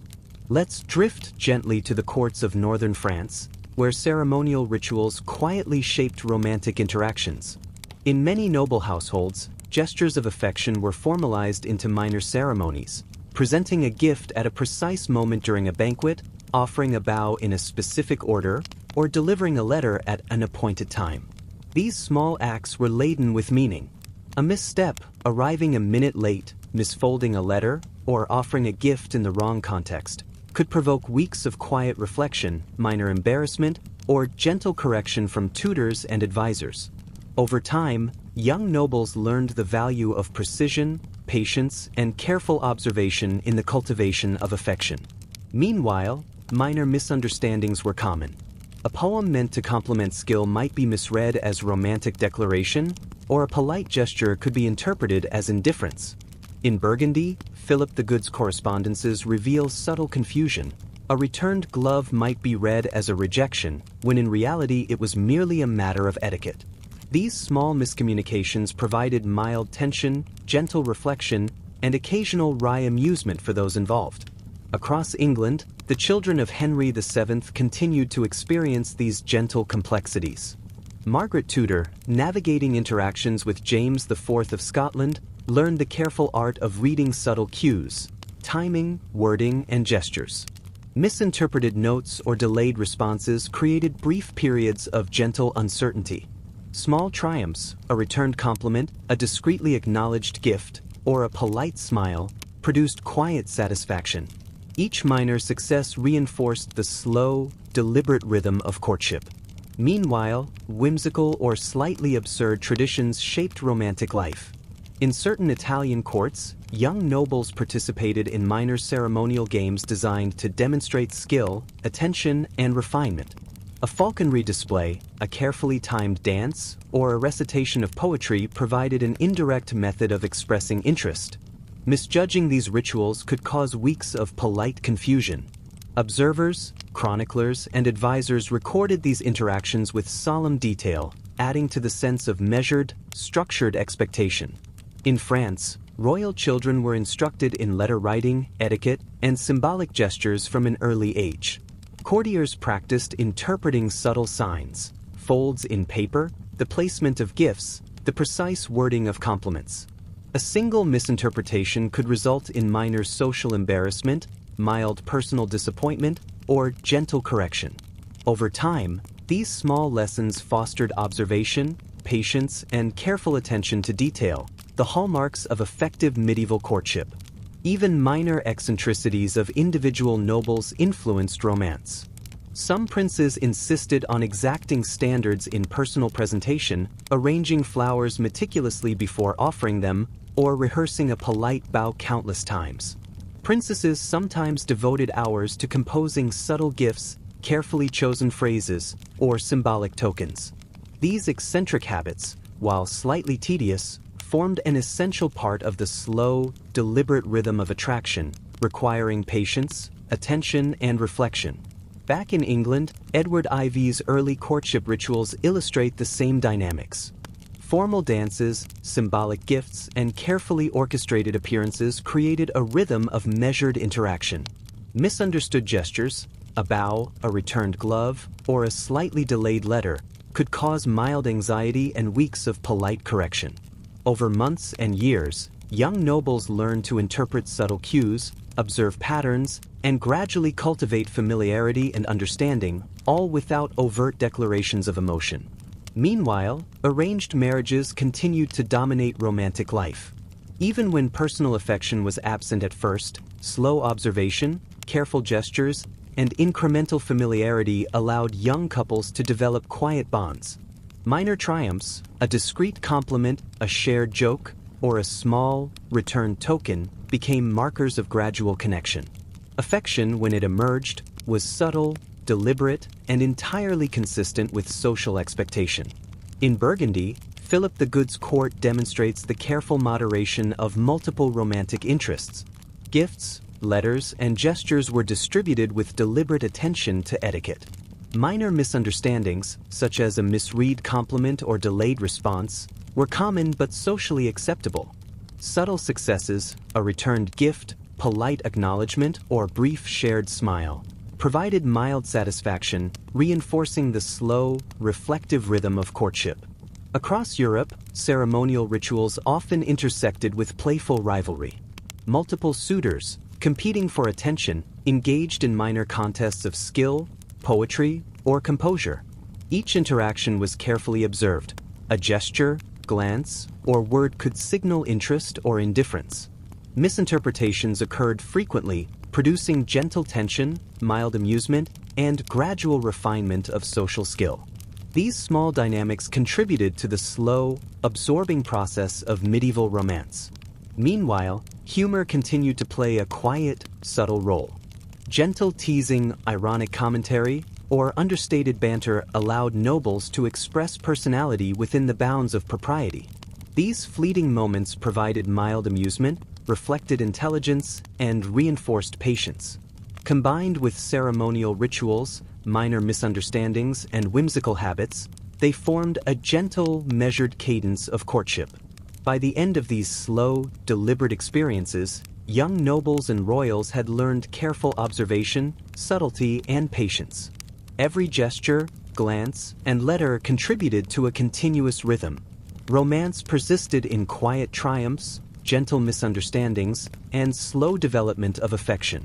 The resulting tapestry of minor ceremonies, whimsical traditions, and subtle humor created a perfectly reflective, sleep-friendly narrative of medieval courtship, a calm, absorbing rhythm, ideal for quiet contemplation and gentle drowsiness. Chapter 11.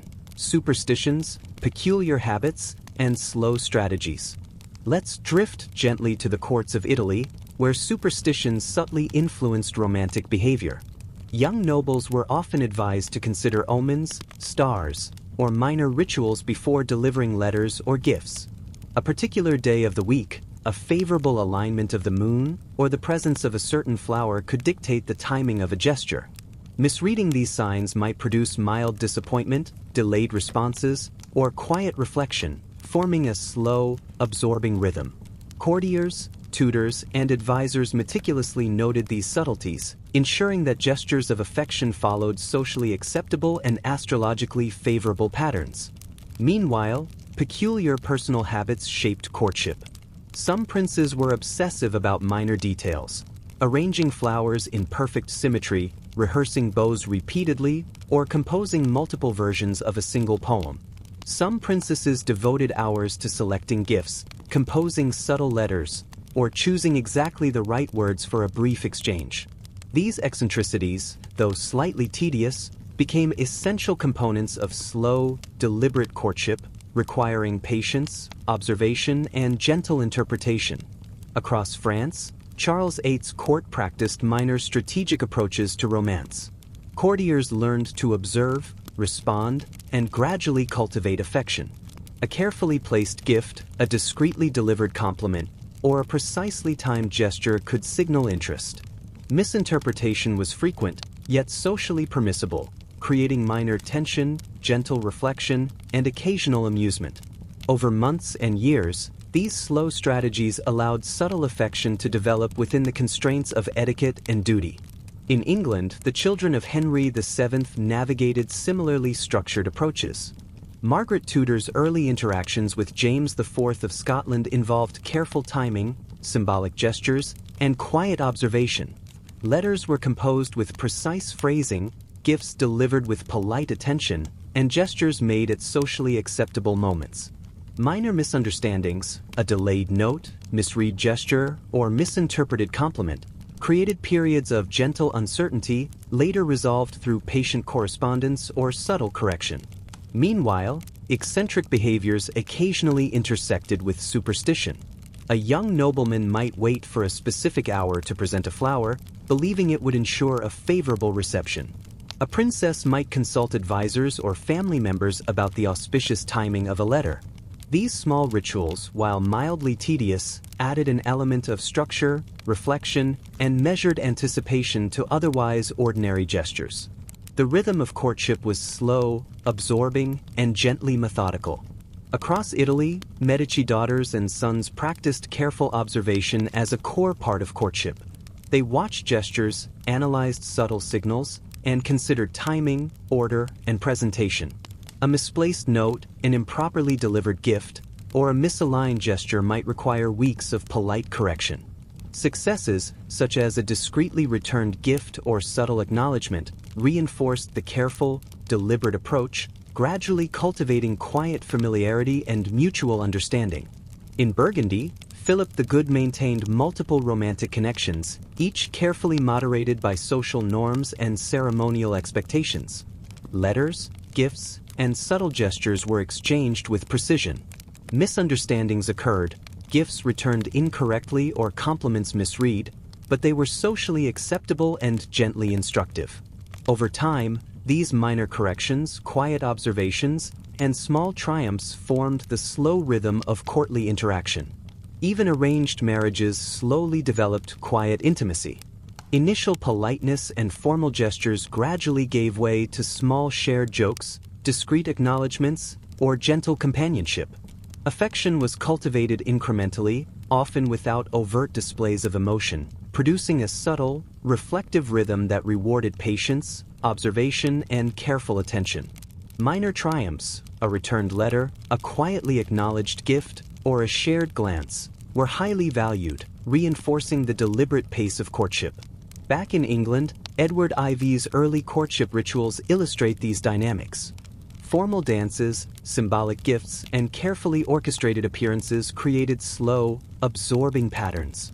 Missteps, a misread gesture, delayed note, or overly enthusiastic bow, produced gentle tension and reflection. Over time, young nobles developed subtle skill, refined observation, and an ability to navigate complex social expectations, all contributing to a measured accumulation of rapport and understanding. Meanwhile, humor remained a quiet, subtle companion. Gentle teasing, ironic commentary, or understated banter allowed young nobles to express individuality within the constraints of etiquette. These small moments provided mild amusement, fostered observation, and reinforced patience.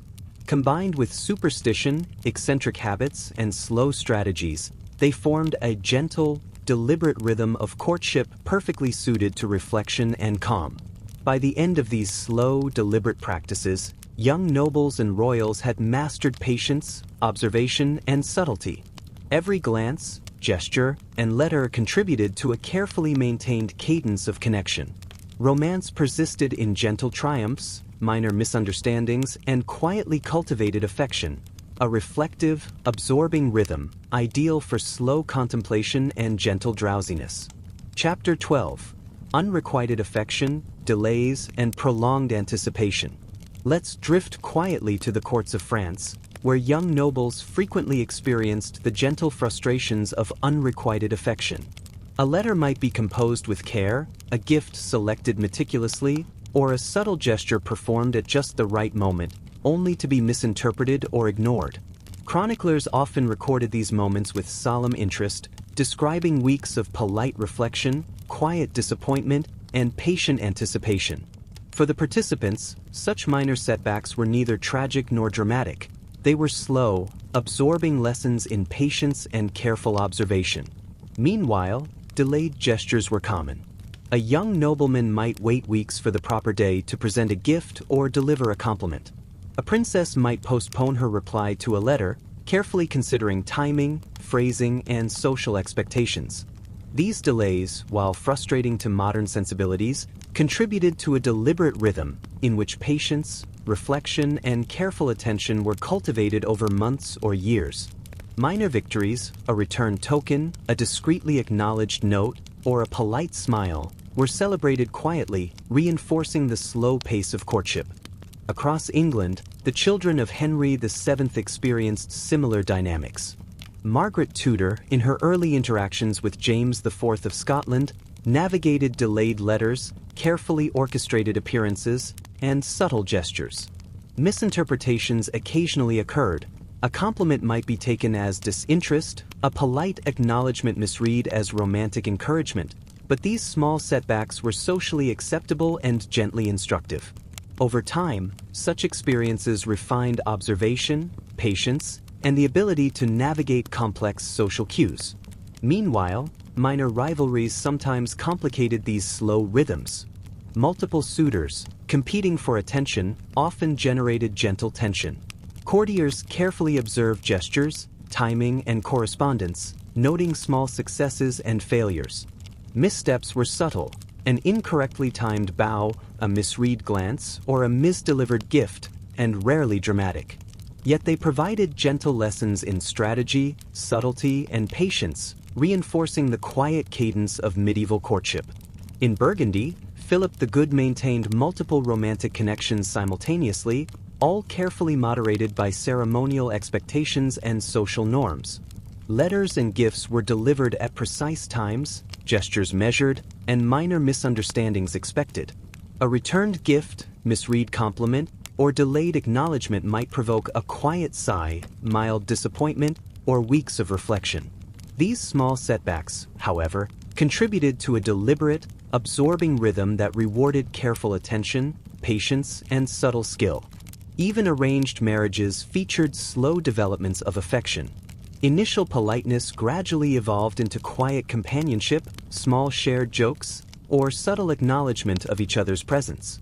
Minor disappointments, delayed letters, misinterpreted gestures, or unreturned gifts were absorbed with patience and reflection. Small triumphs, a glance received, a note returned, or a subtle compliment acknowledged, reinforced the gradual, gentle development of emotional connection. Back in France, the Dauphin Louis XI encountered similar slow rhythms. Letters, gifts, and gestures required careful timing, observation, and interpretation. Misunderstandings were frequent but socially acceptable, producing minor melancholy and quiet reflection.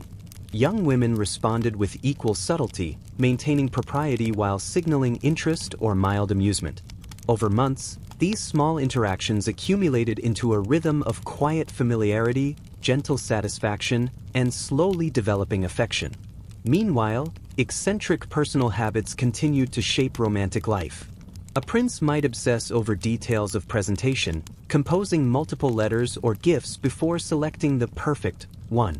A princess might meticulously prepare an embroidery, poem, or symbolic token to demonstrate subtle interest. Misinterpretations, delayed responses, or small errors created gentle disappointment, while successes produced quiet triumphs. The rhythm of anticipation, patience, and minor emotional fluctuation became an integral part of courtly romance. Across Italy, Medici families emphasized observation, patience, and subtlety. Young nobles were trained to navigate minor misunderstandings, delayed gestures, and quiet rivalries. A misdelivered letter or misread compliment might result in weeks of reflection, requiring careful adjustment of behavior and gestures. Subtle triumphs, a discreetly returned gift, a shared glance, or a polite acknowledgement, produced mild satisfaction and reinforced the slow, reflective rhythm of courtship.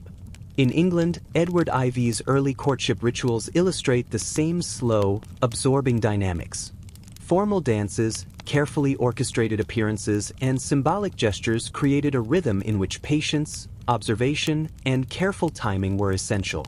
Minor disappointments, a misinterpreted note, delayed letter, or slightly awkward bow were expected, socially acceptable, and gently instructive. Small successes reinforced subtle understanding, slowly building the foundations for eventual familiarity and affection. Finally, humor provided a quiet, subtle relief. Gentle teasing, understated irony, and mild banter allowed young nobles to express personality while navigating delays, minor misunderstandings, and unrequited gestures. These fleeting moments added dimension, encouraged reflection, and reinforced patience. Combined with ceremonial expectations, eccentric habits, and prolonged anticipation, they formed a gentle, reflective cadence of courtship, perfectly suited to quiet contemplation and the slow drift toward sleep. By the end of these prolonged exercises in patience and observation, young nobles had mastered careful timing, subtlety, and quiet attention. Every gesture, glance, and letter contributed to a continuous rhythm. Romance persisted in delayed gestures, minor misunderstandings, and quietly cultivated affection, a calm, reflective, and absorbing cadence, ideal for gentle contemplation and drifting into sleep. Chapter 13. Absurd Traditions, Peculiar Habits, and Gentle Repetition. Let's drift quietly to the courts of Northern Europe, where minor absurdities quietly shaped romantic life. In some German and French principalities, young nobles were expected to participate in ceremonial gestures that, by modern standards, seem overly meticulous or slightly ridiculous. A bow had to be performed at exactly the right moment during a banquet. A token gift had to be delivered in a precise manner, and letters often required multiple seals, folds, and accompanying ceremonial instructions. Missteps were minor, socially acceptable, and carefully recorded by observers, tutors, or chroniclers. For the participants, these rituals created a slow, absorbing rhythm of patience, attention, and reflection. Meanwhile, peculiar personal habits continued to influence courtship. Some princes obsessed over the minutiae of presentation, arranging flowers perfectly, rehearsing a bow repeatedly, or revising a single letter multiple times before sending it. Some princesses devoted hours to crafting subtle gifts, composing carefully measured poems, or selecting symbolic tokens. These eccentricities, though mildly tedious, became integral parts of the slow, deliberate dance of attraction, requiring patience, subtle observation, and gentle interpretation. Across Italy, the Medici courts emphasized observation, timing, and minor ceremonial games. Young nobles were trained to notice subtle gestures, interpret small signs, and understand the rhythms of polite communication. Misinterpreted gifts, delayed responses, or slight missteps could produce mild disappointment or weeks of reflection, reinforcing lessons in patience and attentiveness. Subtle victories, a quietly returned gift, a discreet acknowledgement, or a successfully interpreted gesture, offered gentle satisfaction and reinforced careful behavior. In Burgundy, Philip the Good maintained multiple romantic interests within socially prescribed limits. Gifts, letters, and gestures were carefully monitored and timed. Misunderstandings, misread compliments, delayed acknowledgments, or misplaced tokens occurred frequently but were socially permissible. Small successes, an acknowledged note, a returned gift, or a brief shared glance, produced quiet triumphs. The slow, measured pace of courtship was maintained, allowing affection to develop gradually without overt drama. Back in England, Edward Ivy's early courtship rituals were similarly structured. Formal dances, symbolic gifts, and orchestrated appearances created a rhythm that emphasized patience and observation. Misread gestures or delayed responses caused minor tension, reflection, and careful adjustment. Gradually, subtle understanding and familiarity developed, laying the groundwork for quiet, reflective relationships. Meanwhile, whimsical rituals occasionally intersected with superstition. Young nobles might wait for auspicious hours, favorable alignments of the moon, or the presence of a particular flower to deliver a letter or gift. These small traditions added gentle structure to interactions, reinforcing patience and careful observation. Minor setbacks, a misaligned gesture or delayed note, provided quiet melancholy and mild amusement. Small triumphs, a returned token, discreetly acknowledged gesture, or brief private interaction, reinforced the slow, absorbing rhythm of medieval romance. Across France, ceremonial games, minor competitions, and symbolic displays were common. A prince might demonstrate skill in hunting, music, or poetry, each action serving as a measure of propriety and attention. A princess might respond with carefully measured acknowledgement, polite applause, or subtle encouragement. Misinterpretation or delay could result in minor disappointment, but successes, however small, reinforced the rhythm of observation, patience, and gentle progression. Even arranged marriages, often devoid of initial affection, slowly produced quiet companionship. Over months and years, small shared jokes, discreet gestures, and subtle acknowledgments created gentle bonds. Minor misunderstandings, a delayed letter, a misread gesture, or misdelivered gift, were absorbed patiently, teaching reflection, observation, and careful adjustment. Each small success contributed to the gradual, deliberate cultivation of affection.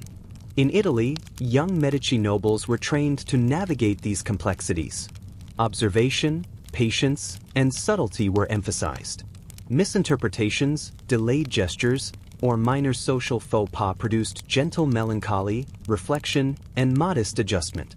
Subtle victories, a discreetly returned gift, a shared glance, or quiet acknowledgement, offered mild satisfaction and reinforced the slow, absorbing rhythm of courtship.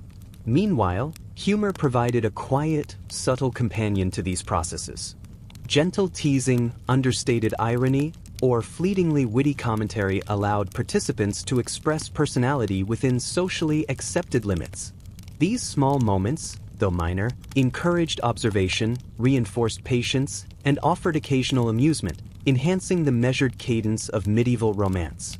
By the end of these minor absurdities, peculiar habits, and repeated ceremonial rituals, young nobles had refined patience, careful observation, and subtlety. Every glance, gesture, and letter contributed to a continuous rhythm of connection. Romance persisted in gentle triumphs, minor misunderstandings, and quietly cultivated affection. A calm, reflective, absorbing cadence, perfectly suited for gentle contemplation and slow drowsiness. Chapter 14. Slow affection, gentle reconciliations, and quiet triumphs. Let's drift quietly to the courts of France and Burgundy, where affection often evolved over years rather than months. Young nobles, initially bound by arranged marriages or socially mandated partnerships, gradually learned to appreciate one another through small gestures, patient observation, and carefully measured interaction. Each minor success, a quietly acknowledged letter, a subtly returned compliment, or a gently shared smile, became a building block in a slow, absorbing development of connection. Affection, when it emerged, was deliberate, quiet, and reflective, requiring time, attention, and gentle care. Meanwhile, minor reconciliations were common. Misread gestures, delayed letters, or misunderstood gifts could produce quiet disappointment. Yet such moments were absorbed calmly, followed by careful adjustments in behavior and subtle correction of etiquette. In Burgundy, Philip the Good and his various correspondents experienced weeks of gentle reflection after minor faux pas, learning slowly how to navigate subtle social cues. These small reconciliations allowed relationships to continue without drama, maintaining the slow, deliberate rhythm of courtly life. Across Italy, Medici families emphasized careful observation as a pathway to emotional growth. Young nobles learned to interpret gestures, time letters, and respond to subtle cues with patience. Missteps were treated as instructive rather than catastrophic, creating a gentle cycle of error, reflection, and minor triumph. Over time, these small corrections facilitated a gradual emergence of understanding, familiarity, and ultimately, affection.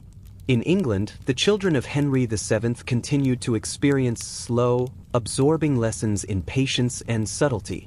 Margaret Tudor's early interactions with James IV of Scotland involved long periods of anticipation, careful consideration of gestures, and delayed correspondence.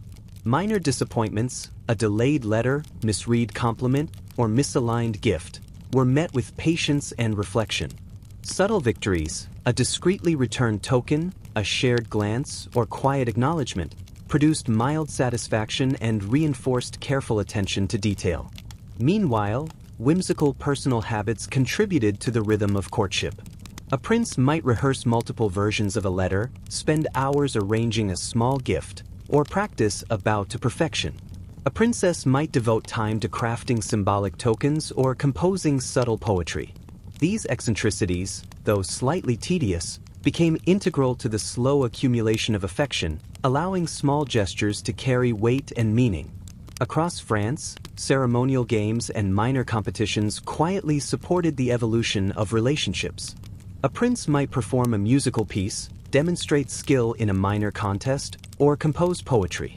A princess responded with careful observation, polite acknowledgement, or gentle encouragement. Misinterpretations were frequent, producing mild reflection and slight melancholy, while small successes, a returned compliment, a discreetly accepted gift, or a brief private smile, reinforced the slow, deliberate rhythm of affection. Even arranged marriages, initially devoid of personal attachment, gradually developed gentle companionship. Shared humor, quiet understanding, and subtle gestures fostered mild intimacy. Minor misunderstandings, misdelivered letters, misread gestures, or delayed gifts were absorbed with patience, producing small lessons in observation and social skill. Subtle triumphs, a carefully returned token, a discreet acknowledgement, or a private joke, reinforced progress in emotional development. In Burgundy, Philip the Good's careful modulation of multiple relationships demonstrates the same slow, absorbing pattern. Letters, gifts, and gestures were timed, measured, and interpreted with attention. Missteps, a misread gesture, delayed correspondence, or incorrectly interpreted gift, produced gentle melancholy. Yet subtle successes, quiet acknowledgement, or shared smiles reinforced the rhythm of careful, reflective courtship. Over time, small victories accumulated into steady, deliberate familiarity. Meanwhile, humor remained a quiet companion to these processes. Gentle teasing, subtle irony, or understated commentary allowed nobles to express personality without breaking social propriety. These fleeting moments provided mild amusement, encouraged observation, and reinforced patience. Combined with eccentric habits, ceremonial rituals, and slow accumulation of gestures, they contributed to the gentle, reflective cadence of medieval romance. By the end of these long, measured processes, young nobles and royals had learned patience, careful observation, and subtlety. Every glance, gesture, and letter contributed to a continuous rhythm. Romance persisted in quiet reconciliations, slow development of affection, and subtle emotional triumphs. A calm, absorbing cadence, perfectly suited for gentle contemplation and drifting toward sleep. Chapter 15. Enduring affection, ceremonial reinforcement, and subtle legacy. Let's drift gently to the courts of France and Burgundy, where affection often endured over decades rather than months or years. In many cases, marriages were arranged for political convenience, yet small, deliberate gestures helped transform formality into gentle companionship. Each repeated courtesy, carefully returned gift, or politely acknowledged letter contributed to the quiet endurance of affection. Over time, these small, incremental moments accumulated, producing a subtle, reflective bond. Romance, in this context, was not dramatic or sensational. It was enduring, steady, and deeply measured. Meanwhile, ceremonial reinforcement played a constant role. Banquets, formal dances, and structured audiences provided repeated opportunities for gentle observation and subtle affirmation. A discreet glance across a hall, a properly timed bow, or a carefully placed gift reinforced social and emotional bonds. Minor mistakes, misaligned gestures, or delayed letters produced brief reflection but were usually corrected smoothly, preserving the slow, absorbing rhythm of courtly life. Across Italy, Medici families emphasized repetition and consistency as tools for cultivating respect, attentiveness, and eventual familiarity. Young nobles learned to interpret patterns in behavior, gestures, and communication. Minor misunderstandings, carefully recorded and reflected upon, were absorbed as lessons rather than crises. Over time, the gradual accumulation of successes, correct gestures, and subtly timed interactions facilitated steady, quiet emotional growth.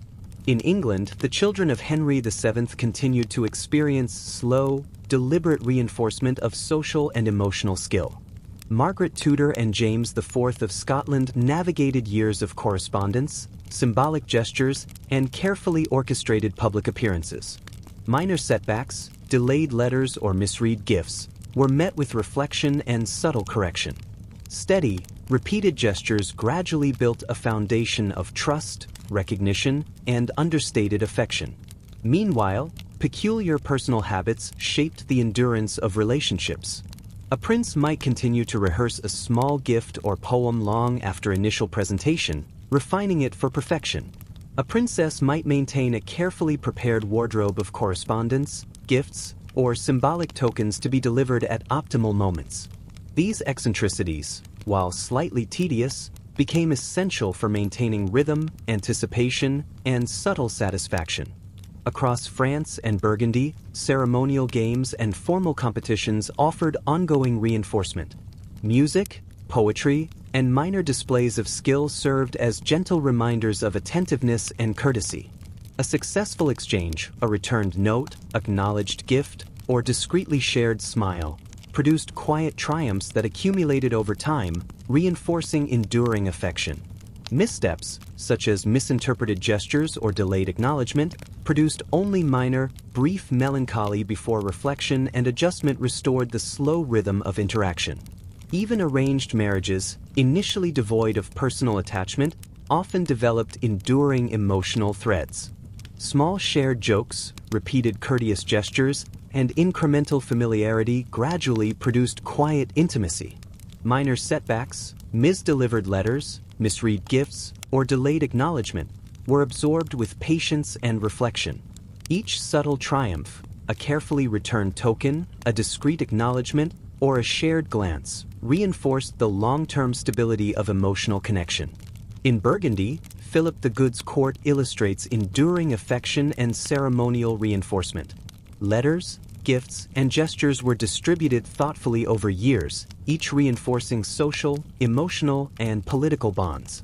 Misinterpretations, delays, or minor faux pas were absorbed quietly, producing gentle reflection and incremental adjustment. Small, repeated successes, acknowledged gestures, shared smiles, or quietly returned gifts created a slow, steady rhythm of companionship. Meanwhile, humor continued to provide subtle reinforcement. Gentle teasing, understated irony, and fleeting witty commentary allowed personalities to be expressed without disrupting propriety.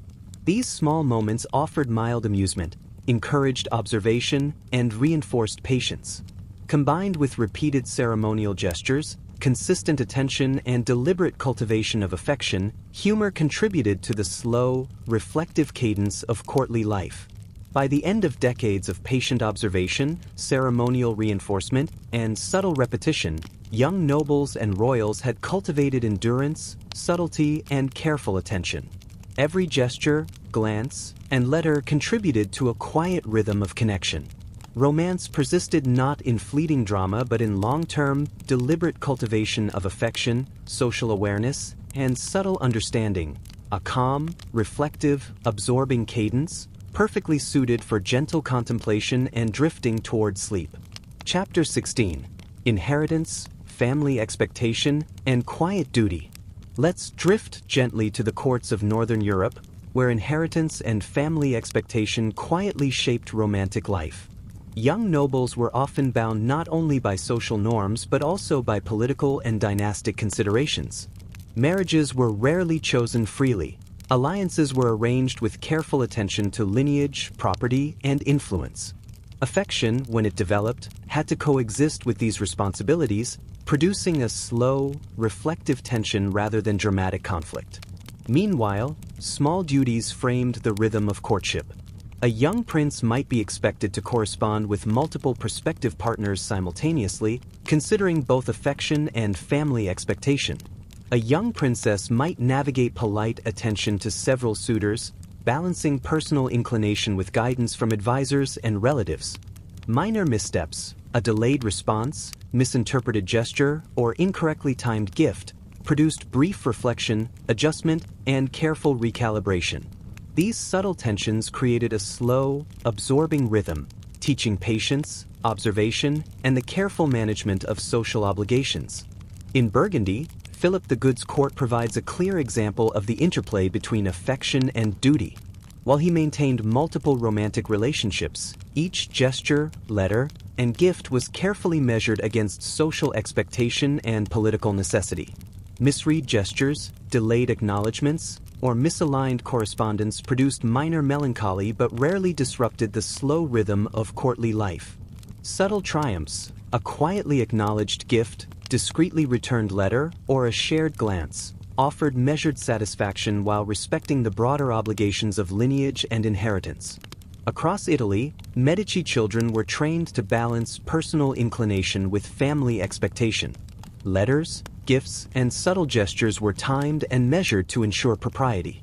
Minor missteps, a misread compliment or incorrectly timed note, produced mild reflection rather than drama. Successes, however small, reinforced careful observation, patient correction, and the slow cultivation of subtle affection. Over years, these minor interactions accumulated, producing familiarity, quiet understanding, and gentle companionship within socially mandated frameworks. In England, the children of Henry VII navigated similarly structured tensions. Margaret Tudor, in her early correspondence with James IV of Scotland, balanced personal interest with careful attention to familial and political obligations. Misinterpretations, delayed responses, misread gestures, or misplaced gifts produced short-lived disappointment but offered valuable lessons in observation and reflection. Minor triumphs, a discreetly returned token, acknowledged gesture, or quiet smile, reinforced patience, understanding, and subtle emotional growth. Meanwhile, eccentric habits often intersected with duty. A prince might obsess over presenting a gift perfectly, rehearsing bows or letters to ensure propriety. A princess might meticulously prepare symbolic tokens, poems, or gifts for carefully chosen moments. These behaviors, while slightly tedious, allowed small successes to carry weight, reinforcing subtle attention, social skill, and patient cultivation of connection. Across France and Burgundy, ceremonial games and formal competitions offered ongoing reinforcement. Music, poetry, and minor displays of skill served as gentle reminders of attentiveness and courtesy. A successful exchange, a returned note, acknowledged gift, or discreetly shared smile, produced quiet triumphs that accumulated over time, reinforcing enduring affection. Missteps, such as misinterpreted gestures or delayed acknowledgement, produced only minor, brief melancholy before reflection and adjustment restored the slow rhythm of interaction. Even arranged marriages, initially devoid of personal attachment, often developed enduring emotional threads. Small shared jokes, repeated courteous gestures, and incremental familiarity gradually produced quiet intimacy. Minor setbacks, misdelivered letters, misread gifts, or delayed acknowledgement were absorbed with patience and reflection. Each subtle triumph, a carefully returned token, a discreet acknowledgement, or a shared glance, reinforced the long-term stability of emotional connection. In Burgundy, Philip the Good's court illustrates enduring affection and ceremonial reinforcement. Letters, gifts, and gestures were distributed thoughtfully over years, each reinforcing social, emotional, and political bonds. Misinterpretations, delays, or minor faux pas were absorbed quietly, producing gentle reflection and incremental adjustment. Small, repeated successes, acknowledged gestures, shared smiles, or quietly returned gifts created a slow, steady rhythm of companionship. Meanwhile, humor continued to provide subtle reinforcement. Gentle teasing, understated irony, and fleeting witty commentary allowed personalities to be expressed without disrupting propriety. These small moments offered mild amusement, encouraged observation, and reinforced patience. Combined with repeated ceremonial gestures, consistent attention, and deliberate cultivation of affection, humor contributed to the slow, reflective cadence of courtly life. By the end of decades of patient observation, ceremonial reinforcement, and subtle repetition, young nobles and royals had cultivated endurance, subtlety, and careful attention. Every gesture, glance, and letter contributed to a quiet rhythm of connection. Romance persisted not in fleeting drama but in long-term, deliberate cultivation of affection, social awareness, and subtle understanding, a calm, reflective, absorbing cadence, perfectly suited for gentle contemplation and drifting toward sleep. Chapter 16. Inheritance, Family Expectation, and Quiet Duty. Let's drift gently to the courts of Northern Europe, where inheritance and family expectation quietly shaped romantic life. Young nobles were often bound not only by social norms but also by political and dynastic considerations. Marriages were rarely chosen freely. Alliances were arranged with careful attention to lineage, property, and influence. Affection, when it developed, had to coexist with these responsibilities, producing a slow, reflective tension rather than dramatic conflict. Meanwhile, small duties framed the rhythm of courtship.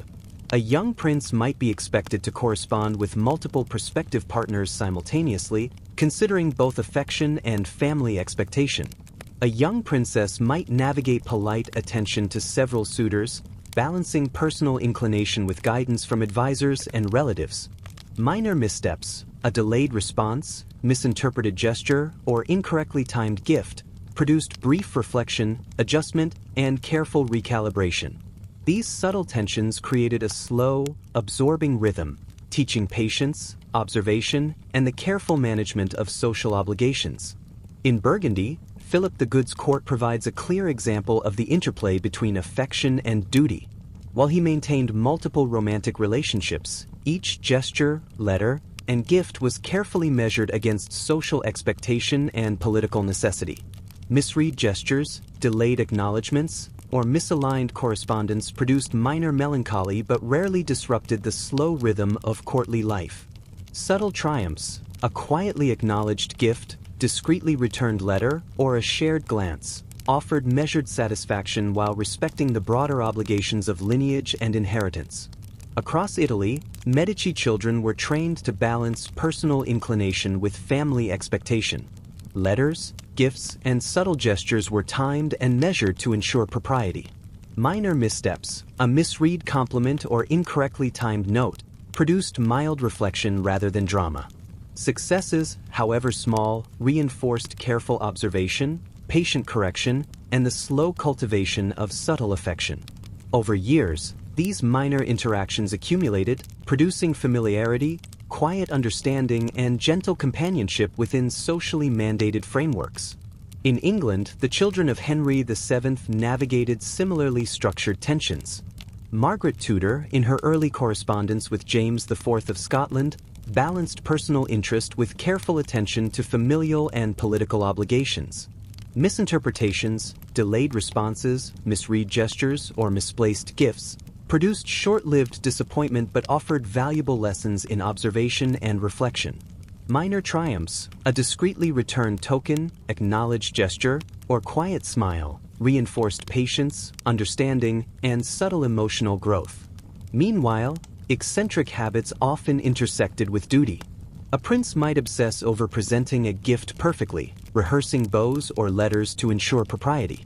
A princess might meticulously prepare symbolic tokens, poems, or gifts for carefully chosen moments. These behaviors, while slightly tedious, allowed small successes to carry weight, reinforcing subtle attention, social skill, and patient cultivation of connection. Across France, ceremonial games, minor competitions, and symbolic displays quietly reflected obligations alongside affection. A prince might demonstrate skill in music, hunting, or poetry, signaling attentiveness, propriety, and competence. A princess observed with measured appreciation, providing polite acknowledgement and subtle encouragement. Misinterpretations were minor and socially acceptable, while successes, a shared glance, discreet acknowledgement, or politely returned gesture, reinforced the deliberate rhythm of courtly life. Even arranged marriages were shaped by this interplay of duty and personal inclination. Small gestures, repeated attention, and careful observation slowly fostered familiarity and quiet companionship. Minor setbacks, misread letters, delayed gifts, or misunderstood gestures were absorbed patiently. Small triumphs, a returned note, discreet acknowledgement, or brief shared smile, reinforced the slow, reflective cultivation of affection while maintaining respect for family expectation and inheritance.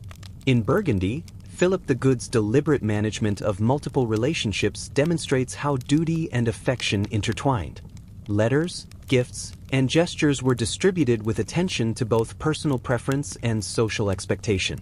Misinterpretation or delay produced mild melancholy, while small successes, acknowledged gestures, or quietly returned tokens reinforced the careful rhythm of reflection and measured emotional connection. Meanwhile, humor provided subtle relief. Gentle teasing, understated irony, or brief witticisms allowed personality to be expressed within the constraints of duty. These small moments encouraged observation, reinforced patience, and added dimension to otherwise tedious obligations. Combined with ceremonial rituals, minor eccentricities, and deliberate cultivation of affection, they created a calm, reflective cadence of courtly life, perfectly suited for gentle contemplation and slow drowsiness.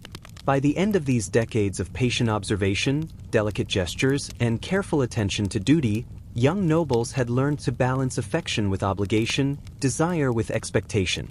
Every glance, gesture, and letter contributed to a continuous rhythm of connection. Romance persisted in quiet triumphs, subtle reconciliations, and enduring companionship, a calm, absorbing cadence, ideal for reflective contemplation and drifting into sleep. Chapter 17: Minor Victories, Private Rituals, and Gentle Rhythms. Let's drift quietly to the courts of France and Burgundy, where daily life consisted of small, repeated gestures that quietly reinforced affection. Young nobles gradually accumulated minor emotional victories, discreetly returned gifts, politely acknowledged notes, and subtly shared smiles. Each small success, while hardly dramatic, contributed to a slow, absorbing rhythm of quiet satisfaction. These minor victories were celebrated in private, often unrecorded in official chronicles, but they carried great significance for those involved. Meanwhile, private rituals provided structure to the gentle development of courtly relationships. A prince might write letters at the same hour each day, arranging flowers before presenting them, or rehearse polite bows repeatedly before a meeting. A princess might maintain a carefully prepared set of symbolic tokens or notes, delivered only at the correct time. These habits, while slightly tedious, created a quiet pattern of interaction that allowed affection to develop gradually without urgency or stress. Across Italy, Medici children practiced observation, patience, and consistency as essential skills for navigating courtship. Misinterpreted gestures or delayed responses produced only mild melancholy, followed by reflection and careful adjustment. Subtle successes, an acknowledged token, a returned letter, or a discreet smile, reinforced patience and attention to detail. Over months and years, these repeated minor victories accumulated into steady familiarity and gentle emotional attachment. In England, Margaret Tudor and James IV experienced a similar accumulation of small triumphs. Letters returned at the proper time, gifts acknowledged politely, and gestures interpreted correctly produced mild satisfaction and quiet reflection. Missteps, delayed notes, misread compliments, or incorrectly timed gestures offered gentle lessons in observation and subtlety. Each successful exchange reinforced the rhythm of courtly life, emphasizing patience, careful attention, and slow cultivation of emotional connection. Meanwhile, eccentric personal habits continued to shape the rhythm of daily courtly life. Princes might insist on rehearsing minor gestures to perfection or composing multiple versions of a poem or letter. Princesses often devoted long periods to arranging symbolic gifts or carefully composing notes. These behaviors, slightly tedious by modern standards, created opportunities for minor successes, subtle triumphs, and gentle reflection. They reinforced a steady, absorbing cadence in which small victories mattered deeply. Across France, ceremonial games and minor competitions reinforced these gentle rhythms. Music, poetry, hunting displays, or dance demonstrations offered discreet opportunities to demonstrate attention, skill, and propriety. A polite acknowledgement, discreet applause, or quietly returned compliment produced small, private satisfaction. Misinterpretations, an incorrectly timed bow, a misread gesture, or a delayed note, caused only brief melancholy and minor adjustment, preserving the slow, absorbing rhythm of courtly interaction. Even arranged marriages gradually accumulated minor emotional victories. Shared gestures, repeated polite exchanges, and small tokens of attention slowly built familiarity and subtle affection. Missteps, a misdelivered note, misunderstood gift, or delayed gesture, were absorbed patiently. Successes, a quietly acknowledged letter, a discreetly returned token, or a fleeting glance, reinforced the rhythm of careful attention and gradual intimacy. Over time, the accumulation of these small triumphs created steady, enduring relationships.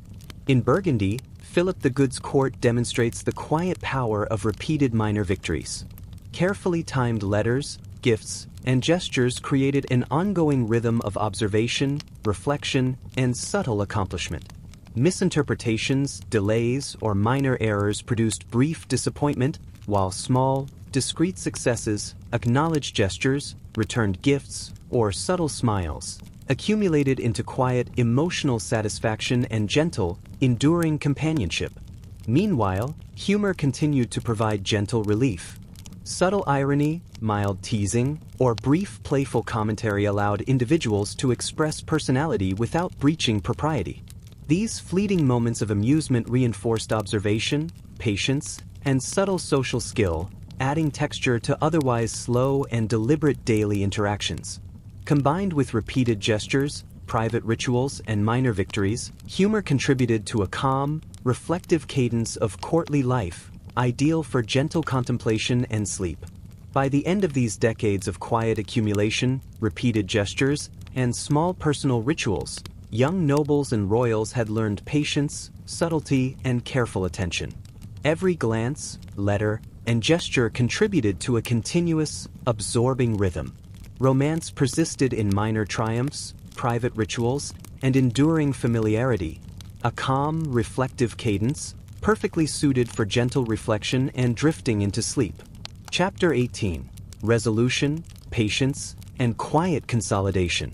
Let's drift quietly to the courts of France, Burgundy, and Italy, where small misunderstandings were gradually resolved over months or even years. Letters delivered late, gestures misinterpreted, and gifts poorly timed produced only mild melancholy, followed by reflection and patient correction. These gentle missteps were rarely dramatic and rarely recorded in official chronicles, but they were essential to the development of careful observation, attention to detail, and subtle emotional intelligence. Meanwhile, cumulative lessons in patience formed the backbone of courtly education. Young nobles observed, waited, and reflected constantly, learning which gestures conveyed interest, which letters carried weight, and which gifts were most appropriate. Minor victories, a discreetly returned token, a subtly acknowledged note, or a quietly shared glance, were absorbed with quiet satisfaction, gradually shaping both understanding and behavior. Over time, These incremental successes produced a rhythm of calm anticipation and measured engagement. In Burgundy, Philip the Good's relationships illustrate these slow dynamics. Letters, gifts, and gestures were delivered with care, observed closely, and sometimes misinterpreted. Minor disappointments, misread gestures, or delayed acknowledgments were absorbed with reflection. Subtle successes, a returned gift, acknowledged note, or shared smile, were quietly celebrated. Over months and years, these accumulated into steady familiarity, gentle affection, and an enduring rhythm of measured interaction. Across Italy, Medici children practiced observation, patience, and careful interpretation of social cues. Minor errors, misaligned gestures, delayed correspondence, or misread signals were treated as instructive rather than catastrophic. Subtle victories, a quietly acknowledged gift, discreetly returned letter, or minor shared amusement, reinforced attention, patience, and subtle social skill. These accumulated experiences created a slow, absorbing rhythm of courtly life and courtship, producing gentle satisfaction and reflective engagement. In England, the children of Henry VII navigated similar dynamics. Margaret Tudor and James IV slowly refined their interactions through repeated gestures, minor triumphs, and careful observation. Delayed letters, misread compliments, and misaligned gifts produced brief reflection rather than drama. Small successes, a discreetly returned note, acknowledged gesture, or subtle smile, reinforced patience, careful attention, and gradually cultivated affection. Meanwhile, eccentric habits continued to shape these slow dynamics. Princes might rehearse minor gestures repeatedly, compose multiple letters or gifts, and refine bows to perfection. Princesses might devote hours to preparing symbolic tokens, poetry, or carefully folded notes. These slightly tedious habits created opportunities for minor successes, subtle triumphs, and quiet reflection, maintaining the absorbing cadence of courtly life. Across France, ceremonial rituals and minor competitions reinforced gentle rhythms. Music, poetry, hunting displays, or dance demonstrations offered opportunities for subtle affirmation and observation. Misinterpretations, a poorly timed bow, delayed letter, or misread gesture produced only mild melancholy. Small successes, acknowledged gestures, discreetly returned tokens, or subtle shared smiles were quietly celebrated and accumulated over time, reinforcing the gentle cadence of interaction. Even arranged marriages slowly consolidated quiet affection. Repeated polite gestures, small tokens of attention, and incremental understanding gradually produced gentle companionship. Minor missteps, a delayed note, misread gesture, or misplaced gift, were absorbed patiently.